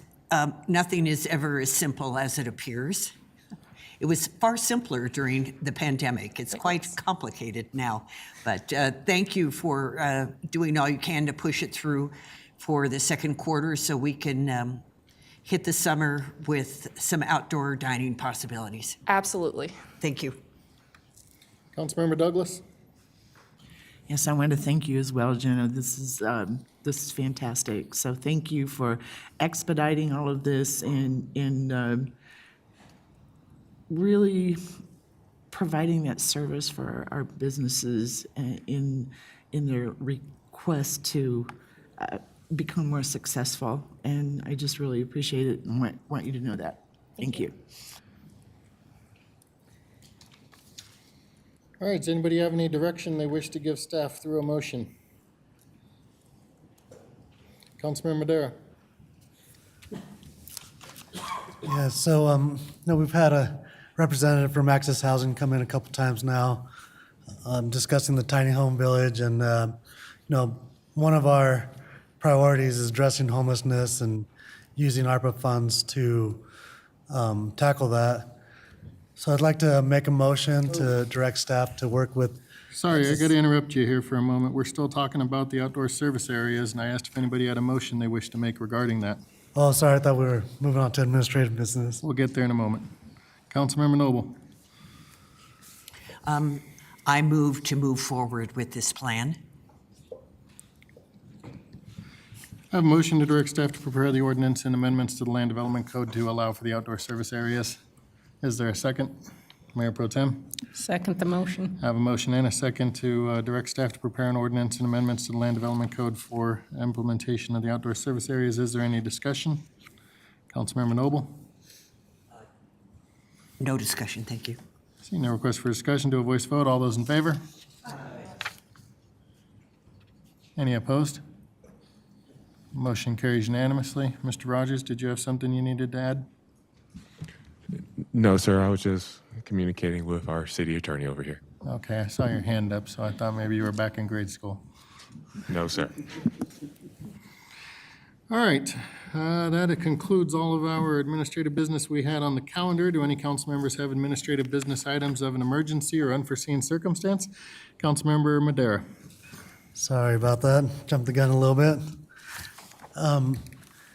Yeah, we've had a representative from Access Housing come in a couple times requesting help in creating a tiny home village to address homelessness in transitional housing. And so I'd like to make a motion to direct staff to work on possible partnership and, different ways to help, whether it be financial or whatever they see best fit. And yes, Mr. Rogers? Thank you, council member and the rest of council. I do believe it is our intent at the May 8th presentation that we would explore a number of different solutions. Tiny homes, a tiny home village is one of those, and particularly looking at various partnerships, one of those being Access Housing. So I do believe my staff will be reaching out to them here shortly to engage on that and to be able to bring that as part of that comprehensive package as to how to use that $10.5 million. But yes, we look forward to working with Access Housing. All right, so you don't need direction from, thank you. Mayor Pro Tem. Thank you, Mayor. After the ordinance for 2471 that was passed earlier, I'd like to make a motion for staff to draft an ordinance similar to what was passed this evening, similar to 2471, to allow all commissions to participate in similar programs and activities. Have a motion to direct staff to prepare an ordinance that would be similar to the ordinance that was passed earlier for the senior commission that would allow all of our commissions to engage in similar activities as just granted to the senior commission. Is there a second? Councilmember Kim? Second. Have a motion and a second to direct staff to prepare that ordinance. Is there any discussion? Yes, ma'am? Yeah, just for clarification, Mayor Pro Tem, it would be helpful if we could call out the specific commissions if possible, because like I earlier mentioned, in the same Article 3, there's the Planning Commission. I'm assuming you're not intending to include the Planning Commission. So just to let you know what's in Article 3 besides planning, there's the Youth Commission, the Citizen Public Safety Advisory Board, the Senior Commission was already addressed, and the Veterans Commission. Okay. Those are the ones in the code, and then there are additional commissions, I believe, that are council created commissions. Okay, so for sure, then to include the Youth Commission, the DEI Commission, the Veterans Commission, and the Citizen Public Commission? Is that all of them? That's good. Okay, thank you. All right, motion second to direct staff to prepare that ordinance. All those in favor? Any opposed? Motion carries unanimously. Does anybody else have any administrative council business items of an emergency or unforeseen circumstance? Councilmember Noble. Thank you very much. A lot of people have been asking what happened while we were in Washington, D.C. a couple of weeks ago. We attended many, many meetings with agencies, and I'm very appreciative of that opportunity. We were extremely well received by the agencies. They have Commerce City on their minds for certain. There are billions of dollars, that's with a B, available to cities. They were very attentive to things that Commerce City was interested in receiving help for, and that was very exciting. We also learned of a grant for $122,000 that required not much of anything. The Department of Energy said, all you have to do is contact us and we'll give you the money. So that was a fun one to be able to pass along. I also, I think we'll do something more complete in the coming weeks, because we want to meet with staff for a debriefing, which we have requested. But there are some items that have deadlines attached to them. One of them is ARPA funds. There is a project and expenditure report, which is due April 30th. That's due annually on April 30th. It's the state and local fiscal recovery funds. So I would like to make a motion for staff to present the project and expenditure report for our ARPA funds, the $10.5 million, at our next meeting on April 17th, so that we can have that information before it's due on the 30th. Mr. Rogers? Thank you for that, sir, and thank you for that, ma'am. With respect to that report, staff is more than willing to share that with you. I think just a little bit of context, this would be our 7th reporting cycle since we've received the 10.5 plus or minus in ARPA funds. Just as a little bit of background, that report is required at least 1 month after the end of every quarter. So to Councilmember Noble's point, it would be required by the end of the month of April. That report is required for us to submit on the Treasury Department's website. So we'll be able to kind of pull all of the basic information from that site to share with council. But I guess where I would go with it is cumulatively we have 10.5 million as far as obligations, funds. Expenditures-wise, cumulatively 10.5. Our current period obligations is 10.5, but our current expenditures is 0. We haven't spent any of the ARPA dollars, as we have continued to have a fruitful and ongoing discussion with the council pertaining to how we want to use those ARPA dollars. And obviously, hopefully that will come to a head on May 8th with direction on how we actually go about implementing that. So we can pull all of the previous reports and we can share with you what that report will be. We have to submit that report in order for us to get that out, but it will be, as we've had in the past, $0. I was only repeating what the Department of Treasury said at my table while I was attending the ARPA session. And we were discussing homeless projects. Portsmouth, Virginia had already expended their money for a housing facility, some of their money. They received far more than we did, 60 million, I think, for a veterans facility. So I would want to be sure that we double checked on that since they had made that point. Thank you very much. I will retract my motion. I do have other motions, so. I would like to, we approved the redistricting maps tonight. And so in light of redistricting, I move for staff assistance, preparation and marketing, and reserved community rooms for ward town halls to be held for each of the 4 wards by the end of the second quarter of 2023. And that will give an opportunity to introduce the new wards to the community in the new shape, since all of them, 1, 2, 3, and 4, have new constituents within their wards. I have a motion to direct staff to prepare ward town halls to discuss the redistricting and new wards.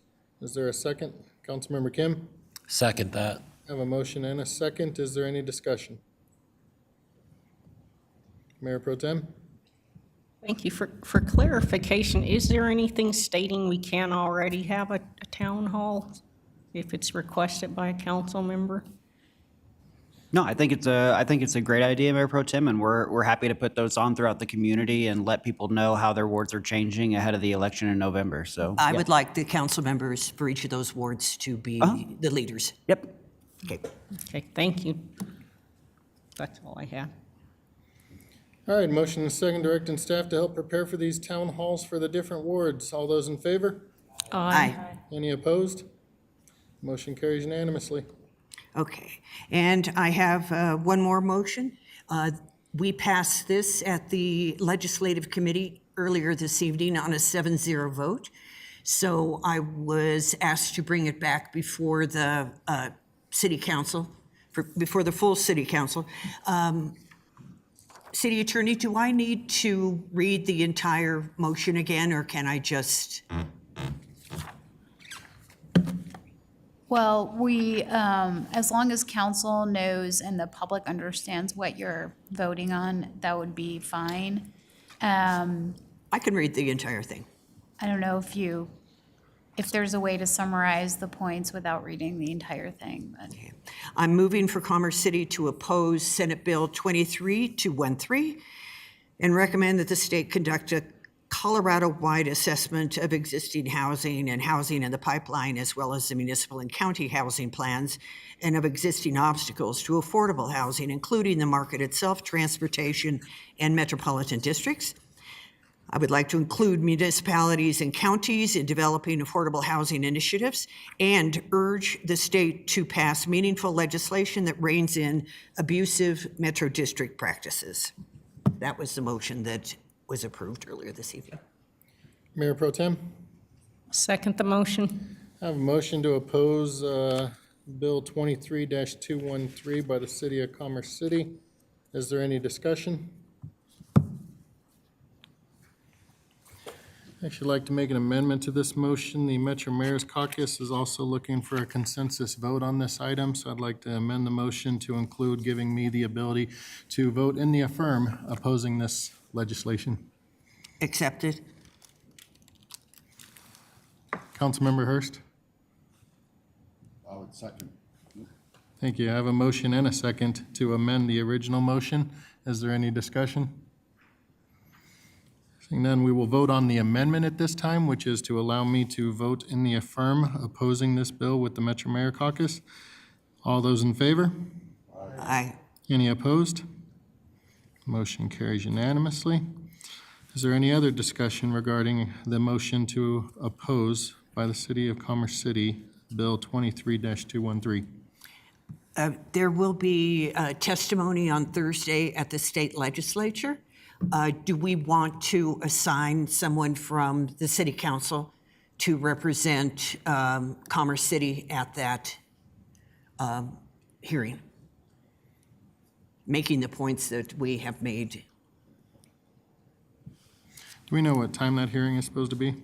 It could be all day. Senator Moreno said that it could go for hours. It's supposed to begin at the end of the legislative session, I think. Oh, John Bergeli is coming to the front to speak to that.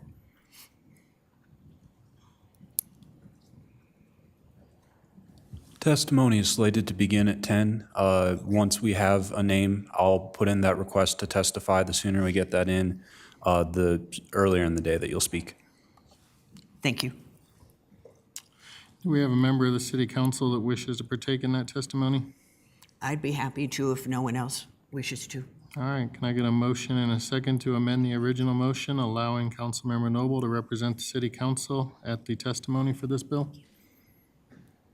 Councilmember Dara? Second. I'm looking for a motion. So moved. Thank you. Councilmember Kim? Second. I have a motion and a second to amend the motion to oppose 23-213 to have Councilmember Noble represent the city council during the testimony at the legislature. Do you have something for me, Mr. Rogers? Separate matter on this similar topic, but All right, let I'm me waiting get through to this vote. one.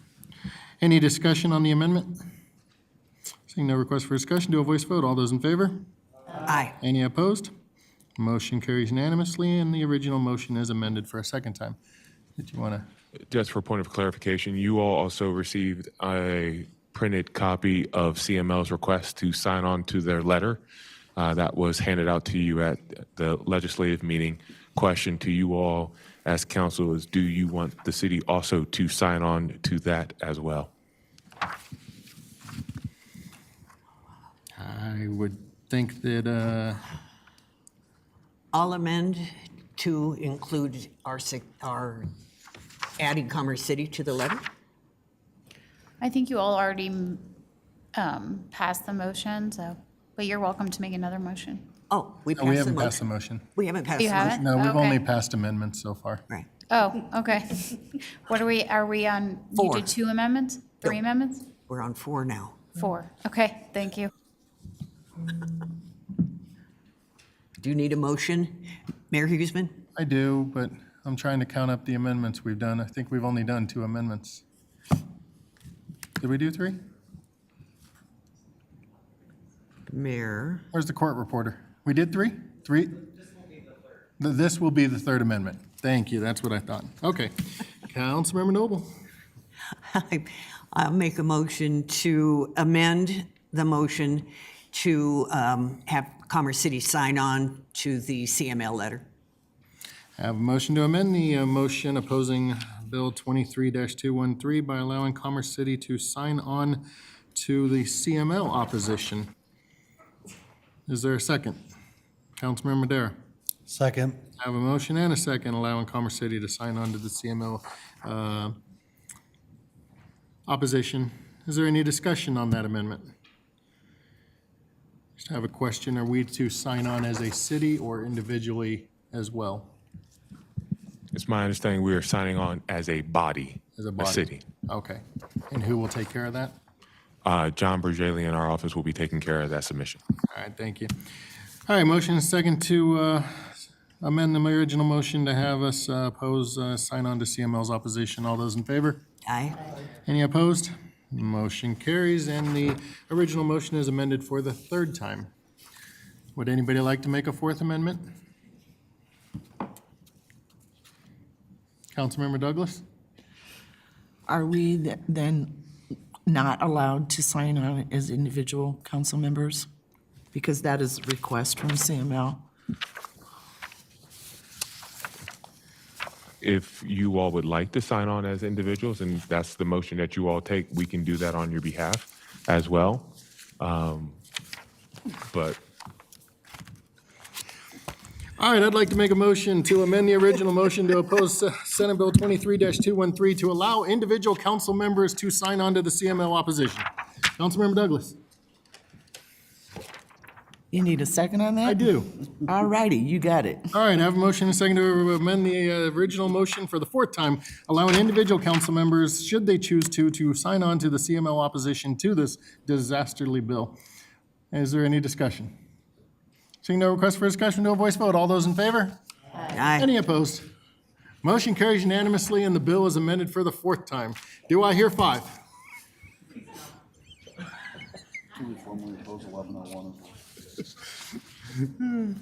All right, we have a motion and a second for the city council to oppose 23-213. It's been amended 4 different times.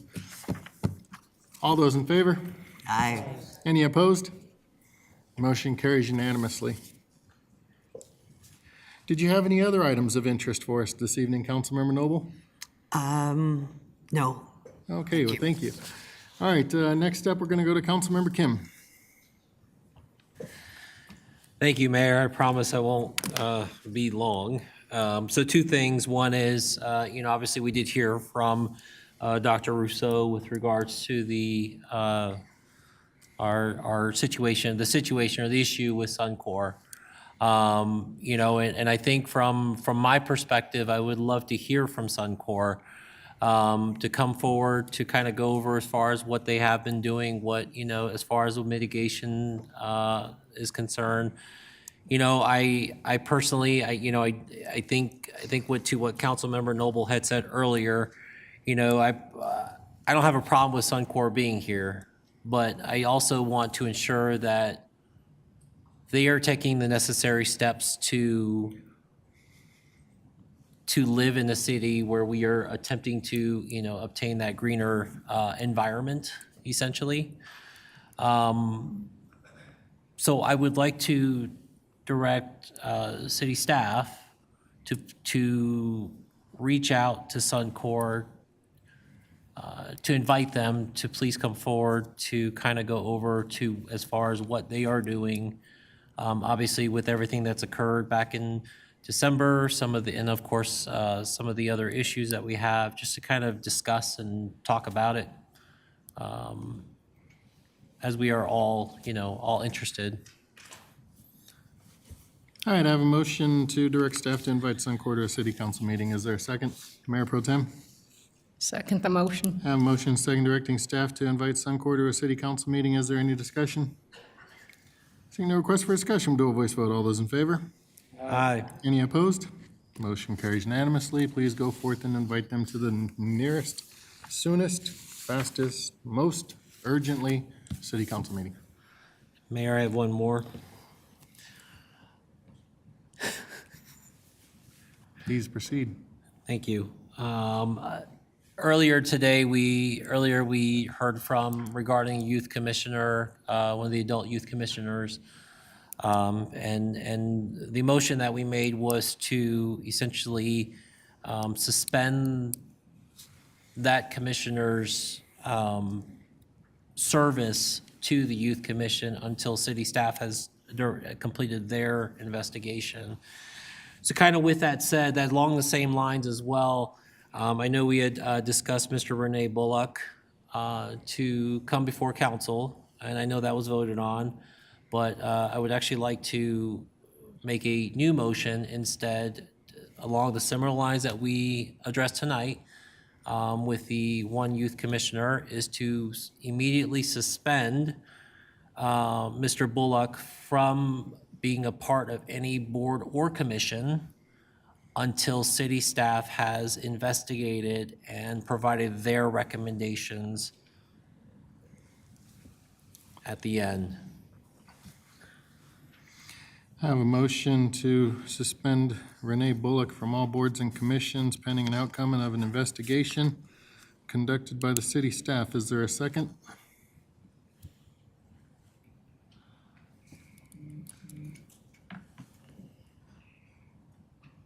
Councilmember Douglas? I'll second that.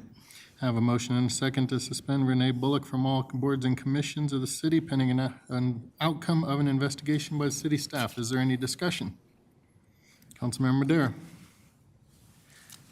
Yeah, I guess I'm kind of in the dark here, so I'm not aware of the situation, so I don't know if I can support this until I get, more information.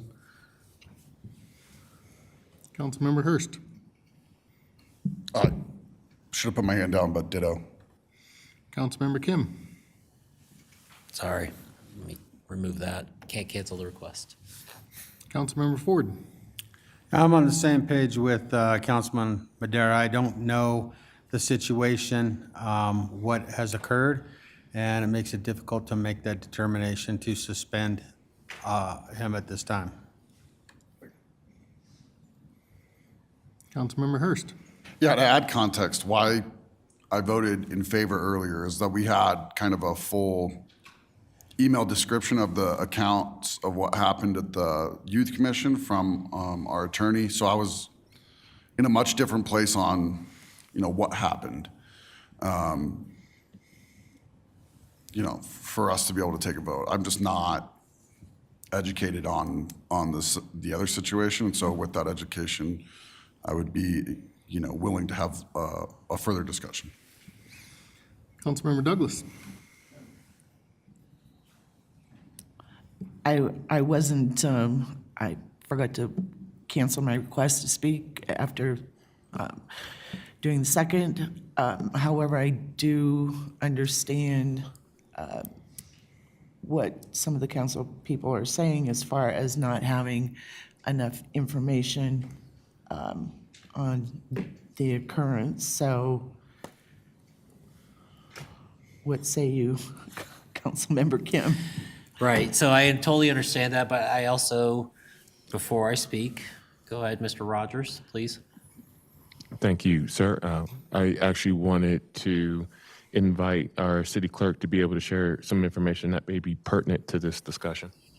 Yeah, thank you, Mr. Rogers and council. So just as background, either at the previous meeting or the March 6th meeting, you'll have to refresh me, Councilmember Kim, but Councilmember Kim had made a motion and council had voted to invite Mr. Renee Bullock before the full city council at a regular meeting to discuss recent behavior among at board and commission meetings.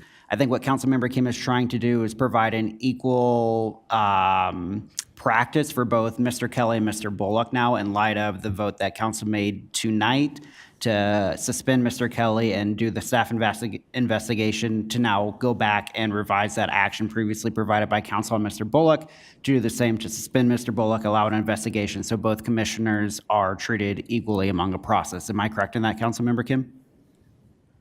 That is correct. Okay, thank you very much. I just want to provide that context on why it seemed Councilmember Kim was making the motion because of the previous direction by council. Thank you.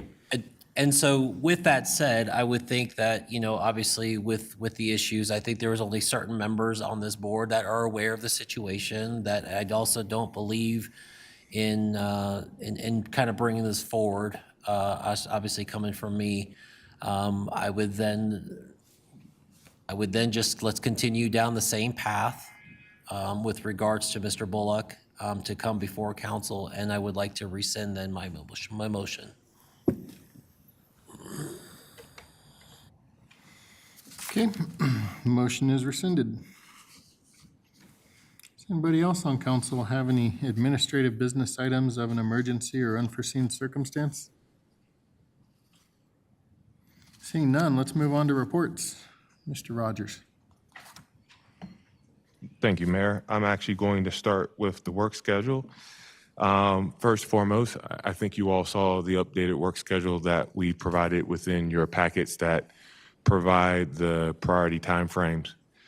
Not going to go through all of the upcoming dates and items in great detail, but I did want to be able to call out a couple of items that are forthcoming, particularly on April 17th. And if you look at the time frame as we currently have it slated, that is to end at 11:15. In particularly, the reason why we are looking at an 11:15 timeframe, I would call your awareness to admin business under TURFA, 7001 Colorado Boulevard. That is a request for the authority, has been made of the authority, Commerce City Housing Authority, to make available proceeds of obligations to finance a portion of the cost to acquire, to construct, and to equip the development of a 92-unit affordable housing project, more commonly known as 7001 Colorado Boulevard. Under IRS Section 147F, it requires them to hold a hearing, and in that, approval is needed prior to the closing on those bonds. As it's been shared in different conversations when discussing this project about the Housing Authority, they were serving as a conduit for the issuance of those bonds due to its tax exemption status. What is the interesting aspect of this and why this comes before you, because technically council does not have a particular role in the matter. Outside of that, since the CCHA Board of Commissioners are not elected, tax regulations require approval from the applicable elected representative, that being the mayor. So that item would be coming before you all, seeking your support from the CCHA for the mayor to affix his signature to the necessary documentation to allow for the issuance of those bonds. We are currently working through bond counsel that is assisting the developer and the CCHA as it is a required public hearing notice so that we can agendize that accordingly. So right now we have it tentatively on the schedule for 30 minutes. At the same time, we also have an executive session to discuss property acquisition that is in and around our continued efforts for location and siting of a substation within the Northern Range and to respond to requests that were received or made of staff during those earlier discussions. In total, between those two items, that comes to an hour. If those items were to be pushed or to be moved, that would drop us it would drop us under that 10:30 adjournment time period. So just calling your attention to that on the regular meeting. And then on May 1st, you'll notice that obviously we did receive direction from council about pushing presentations from regular meetings to study sessions. However, this discussion is a unique item that will be coming before City Council. This presentation will be from KSE, Kroenke Sports Entertainment, to discuss Victory Crossing redevelopment opportunities. That is paired with the item that is under the executive session for Victory Crossing direction, so that staff, based on that presentation, is able to receive policy guidance, direction, and also direction on terms and conditions on negotiating with the developer pertaining to this redevelopment opportunity. So I wanted to call those two items out on the regular session meeting agenda for you all. Any questions before I move on to study session? Nope. Councilmember Noble. Could you scroll back up a little bit again here for a minute? I had a question. Oh, I know what it was about. The police substation. Yes, ma'am. When you bring it back, could you please explain why it's 130,000 square feet? The broker made that point, and that is something that I wasn't aware of, and I don't think the council had been aware of the scale of the substation and what is intended to be in a substation of that scope. Yes, ma'am. I will share with you at this high level. I think the 130,000 square feet was predicated under the previous idea of the staff when looking at a criminal justice center. We do have an updated report, and we can get that back out to the council that our consultant had prepared for us at the end of last year, where a substation is in and around 30 to 35,000 square feet, whereas a criminal justice center, which is a much larger facility, is the 130,000 square feet. Okay, then I would hope that what is brought before us is for the substation and not for the Justice Center, because I don't believe the City Council has moved that forward, but they have moved forward the substation. Yes, ma'am. Thank you. Okay. Stepping through into the study session, there's really two items that I wanted to bring to your attention as the upcoming meeting on April 10th. That would be the presentation on, it's not on this agenda, but on the one in your packet. It was presentation 23-112, Pavement Management Program Review, and presentation 23-113, Concrete Flatwork Program Review. In the past, we have brought these items before council in a discussion around our operational undertakings for both of those programs. It was our thinking, but obviously wanted to first get some feedback from council that approaching and sending that out in a report to the council about how we were going to approach that and then receive feedback. I know in the past we've had rather fruitful conversations about our methodology and our I'll call it philosophy on how we approach pavement management and concrete flat work, that if this body thought it was still prudent to have that conversation on the upcoming 10th, we can continue to have those presentations for you next Monday.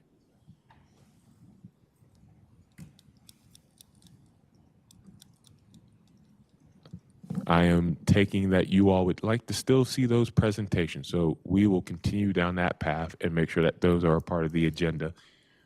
One final item for or actually two final items for that respect, for the respectful aspect of the study session agenda on April 10th under URA, that resolution 2023-07, while not appearing on this, will be pushed to May 8th, as we have not received the necessary documentation from the hotel developer on that. And just as some context and background, that is in relation to a financial structure of who takes primacy with respect to lien holder on that property. But we'll be able to dig into those more details when it's available on the agenda. And then lastly, there was a Scribner's error, grammatical error on May 8th, in which the abandoned vehicles, both on public property and private property, was on the work schedule, but is now removed. I will just share with you, it is still on the agenda for May 8th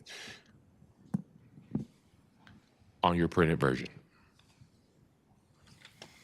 Mayor Pro Tem? Thank you, Mayor. Thank you, Mr. Rogers. I was just curious, is it possible for staff to move up for the May 8th meeting? I continuously daily get calls about abandoned vehicles, abandoned Winnebagos, especially in the core of the city. Thank you, ma'am. I've asked Annette Peters to come up. She's been spearheading this effort with our PD, code enforcement, PW, and our city attorney's office. I'm sorry. Hi there. Hi. I just wanted to let you know, if we moved it up 2 weeks, there would be a substantial amount of information that wouldn't be completed by then, due to the dates that we would have to get it into the packet for you to have that information ahead of time. We'd be happy to move it any other time, but earlier is probably not really an option in order to have complete and accurate information. Okay. Well, and my other concern too, I won't be here May 8th. I'm actually out of town. I know that's not affecting the other council members, but I have I would like to be involved in that because like I said, daily I get a lot of concerns. So if the other council members are in agreement, could we push it then to the next study session? Because I will be out of town and I would like to have the opportunity to represent my constituents and their concerns. That would work for me. We have room on the subsequent study session. Councilmember Ford? I would agree with the Mayor Pro Tem, given the impact it has on her ward, to move it so that she can be here for that discussion. Thank you. Perfect. Thank you. Thank you. With that, that concludes my discussion on the work session. I do have a couple of other critical items just to share with the council, so I will try to step through that rather quickly. One moment, please. Councilmember Noble? I'm looking at May 27th, and I'm concerned about the way that's described. It says environmental planning policy and sustainability updates. That was to be a discussion with the city council regarding priorities for environmental policy, which could have xeriscaping or any of the other number of things that we've heard from residents about. So I want to be sure that there is room for the city council in that meeting to actually make some decisions by consensus on what to move forward on and what to prioritize among the many wonderful ideas that were recommended. Yep. If I may call council's attention to the May 8th presentation 23-234, we have review of EPAC recommendations for that very particular reason. What is the difference between these two then? So the sustainability, and this is based on conversations that we had at Policy and Governance. For example, the environmental planning policy sustainability updates that were typically attached to the oil and gas monthly update. We have separated those out because that's more of a presentation and engagement with our council. We haven't discussed that at Policy and Governance, and we didn't make that decision. That wasn't the decision we made. I attend those meetings regularly. So I think we need to look back at that again. We'll talk about that later. And the other would be that I would include in a study session earlier on, discussion of all of the information that council members Chacon and Douglas and I found while we were meeting with agencies and at the National League of Cities Conference. So looking at our agenda, obviously, we are going to be looking at scheduling a meeting with council. I guess we will have to talk with council how they would like to make that presentation to the rest of the body pertaining to the feedback and the information that you all received while at the NLC conference. I'm not sure what that means.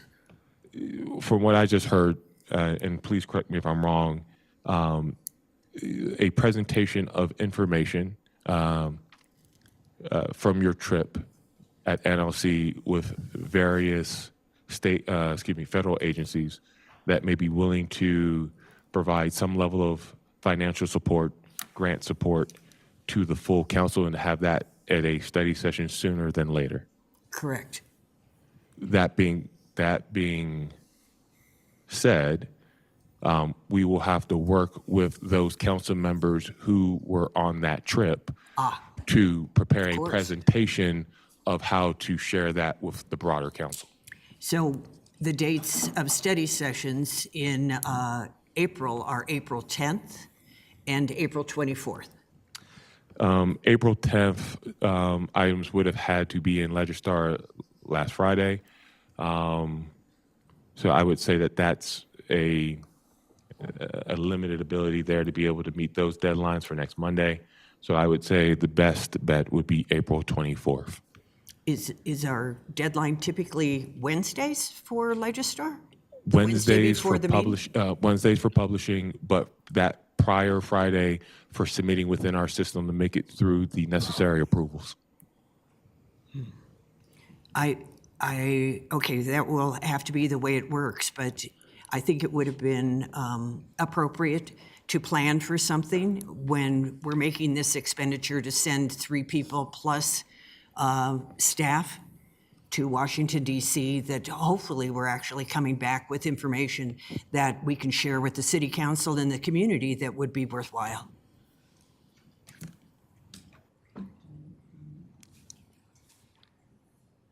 Sounds good. Thank you, ma'am. Moving along to my update, one item to make council aware. Commerce City has been selected to attend the Growing Water Smart Workshop in Estes Park, Monday, May 8th through Wednesday, May 10th. There was a competitive application process that we participated in and are excited to have received the opportunity.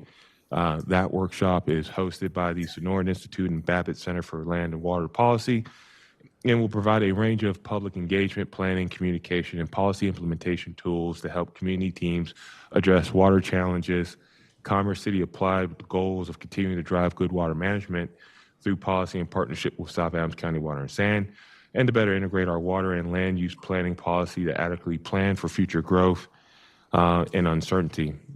I think the complexities around PZ 41 is one of the main focuses at that workshop. And at the end of the workshop, we will have an ability to create an action plan that is tailored to the needs of our community, and we'll have access resources to help carry out that plan.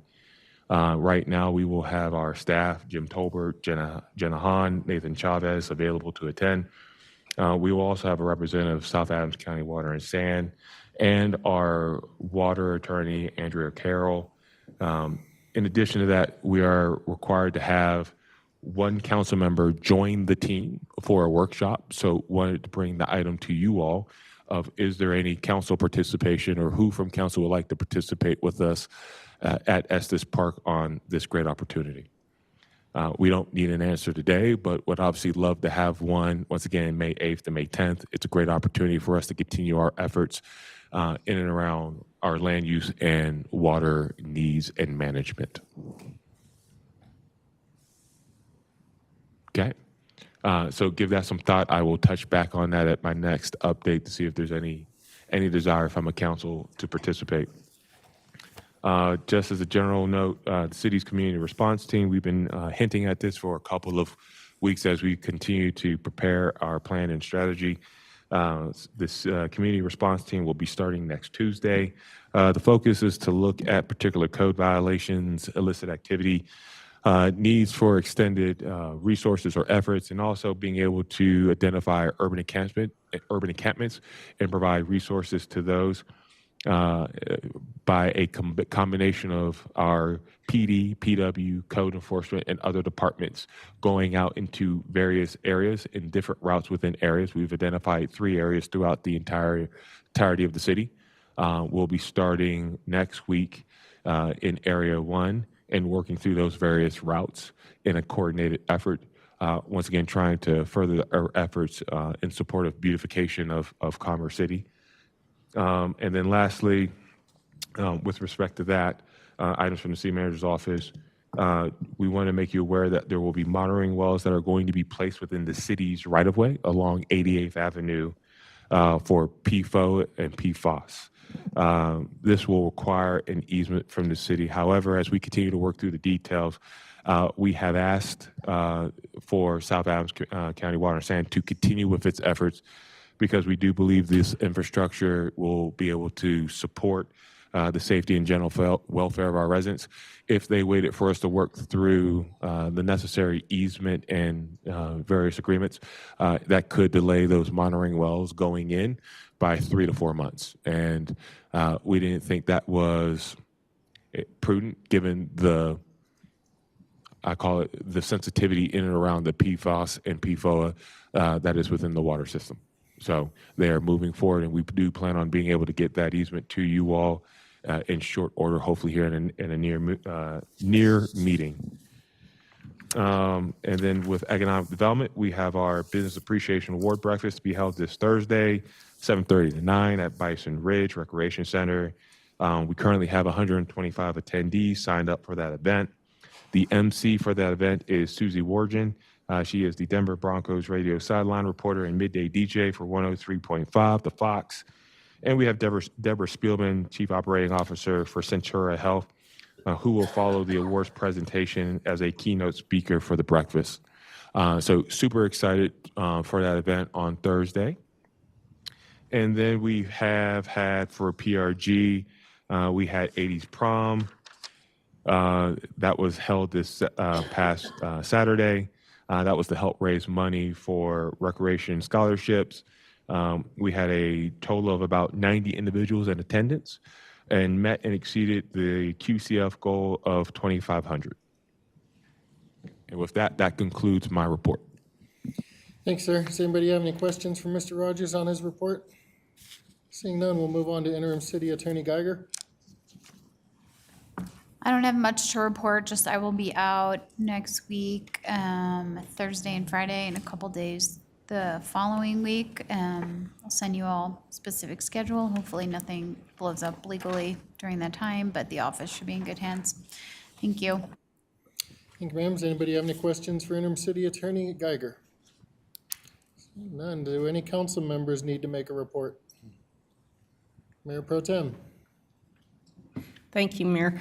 I just wanted to let everyone know last Wednesday, I'm part of the planning for the 57th Annual Commerce City Memorial Day Parade, and just wanted to give a big shout out to Travis Huntington, the police department, and all the other staff that are involved in this process, along with Mayor Huseman and Councilmember Hurst.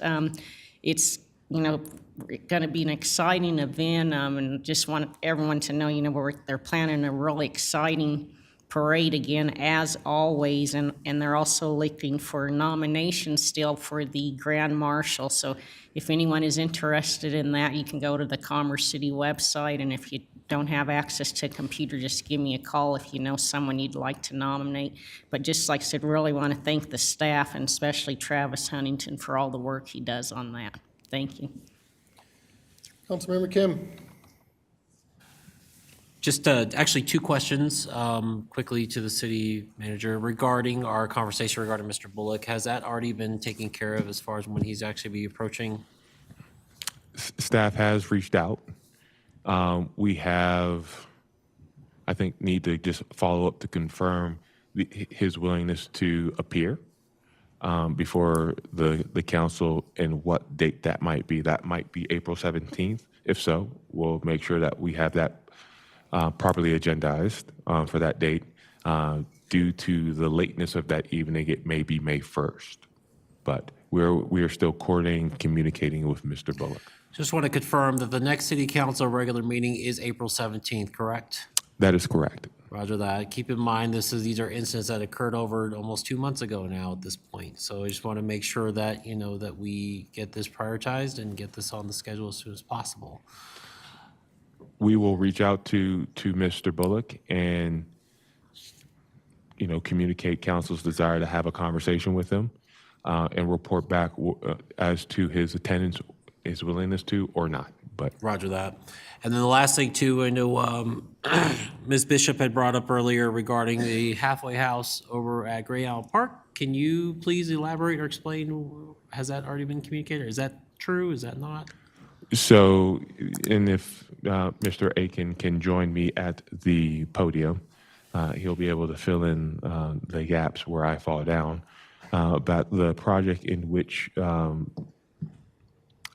resident was speaking in regards to is considered Project D3. That is what I would consider permanent supportive housing for our AMI 0 to 30%, in particular for veterans and families experiencing homelessness. There is a programmatic function within that is to help with educational services towards our youths that are living within that facility, or within that residence. But Mr. Aiken, please correct me if I'm wrong. That's exactly correct. The only thing I would add is that the name of the project is the Empowerment Apartments at Greyhound.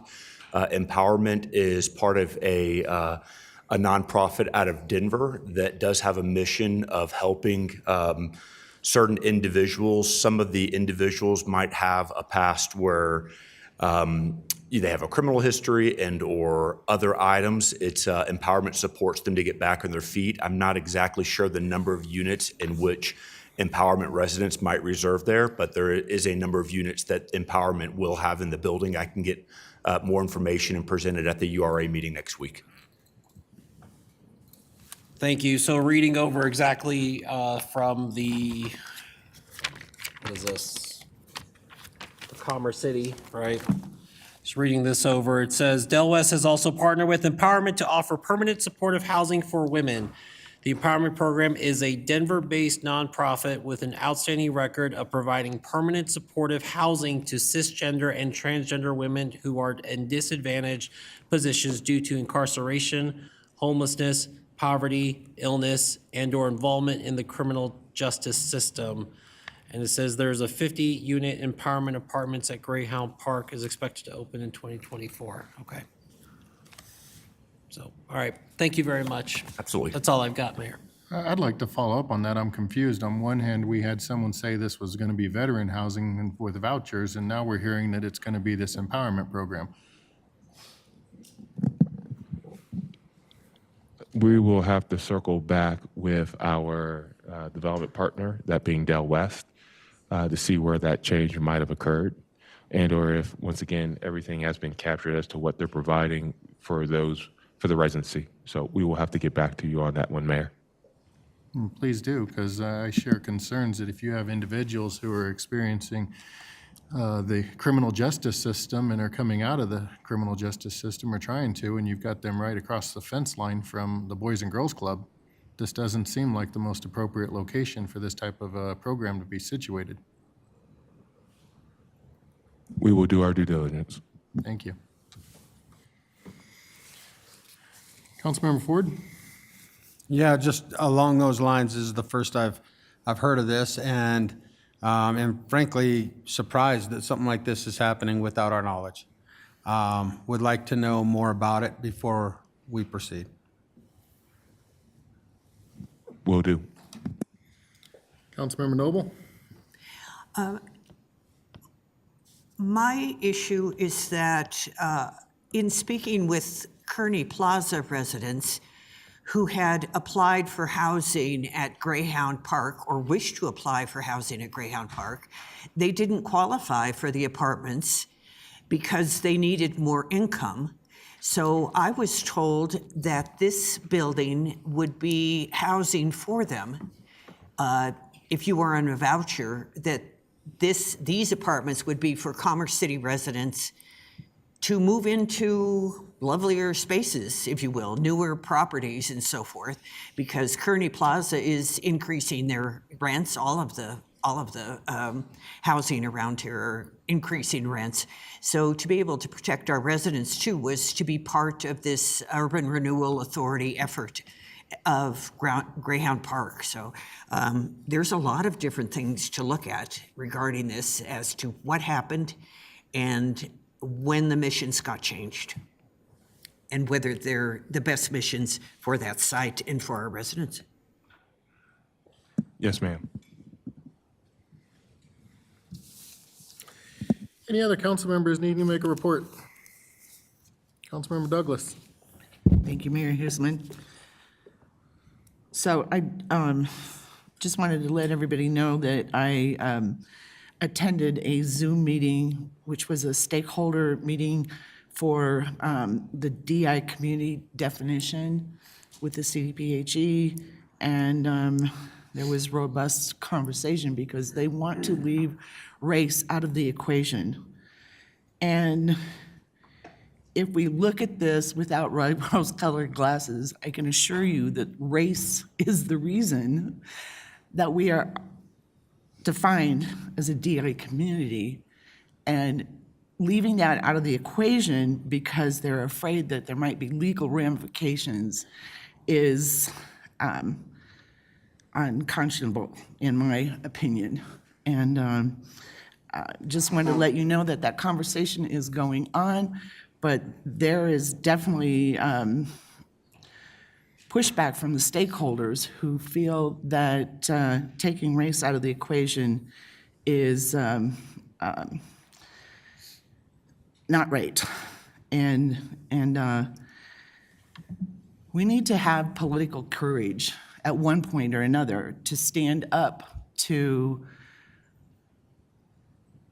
protect what is right and to stop sugarcoating just because fear of legal ramifications. It's just not right. It's why we're here in the first place. So I wanted to let everybody know that I did participate in that. And then I also wanted to concur with Councilwoman Noble's comment about the fact that we went to the expense of sending 3 people from this council to the NLC conference, but also to meet with different agencies and our representatives at the federal level.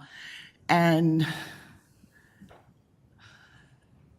the fact that we are pushing off doing a debriefing on it and a presentation, to me, is not right. It should have been done sooner than later. And once again, I feel like we're going to miss out on opportunities that were presented to us as something that needs to be expedited. This is for the city. This was not for us to go on a trip to DC to sightsee. We went to many, many meetings and presentations, And I want the city to benefit from that. So moving forward, I think we need to, next time that we have something like this, an opportunity that presents itself to the city, I think that we need to bring back what was accomplished and learned at those sessions so that we can benefit from them as a city. And that's all I have. Thank you. All right, any others? Councilmember Noble?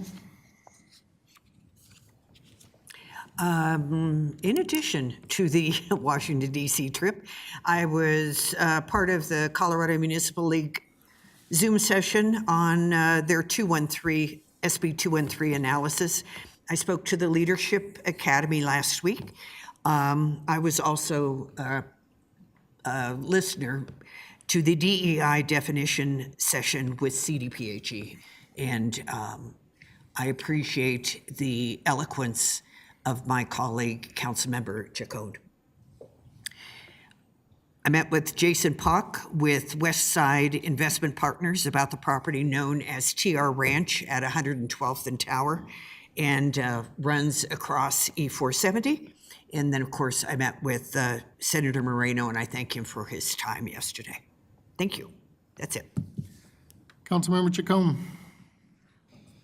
To also respond to that too, about the DI stakeholder meetings, we're gonna have another one coming up pretty soon too, hopefully before Friday. The concern is, since the UN has officially said that countries are now responsible for environmental racism, that this starts going down civil rights implications. Once you remove race, now communities cannot actually represent themselves with how they've been violated from their civil rights. So I do think that we do need to be brave because this is a civil rights issue, and there is kind of a preemptive attack on some communities just being able to get a foothold in litigation and mitigation that can protect their communities to develop a community health-based standard. So I think it's incredibly important that we try to also represent, especially since we know that Commerce City has just had so many issues of cumulative impacts, to recognize that we do represent our communities and their civil rights in that aspect. And then, yes, I would like to present to something for so many grants and so many deadlines we might miss by the time that we actually are able to present.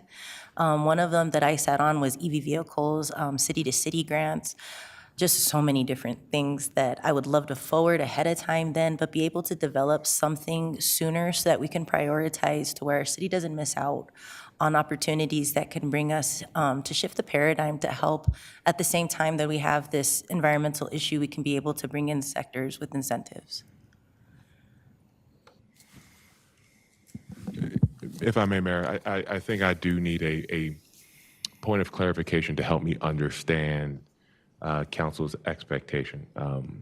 Typically, what we've seen in the past has that when councils, once again, it's nothing right or wrong, just want to make sure that we're hitting that North Star, in the past has leveraged reports as its ability to report out to the full body on its travels and or activities pertaining to city business.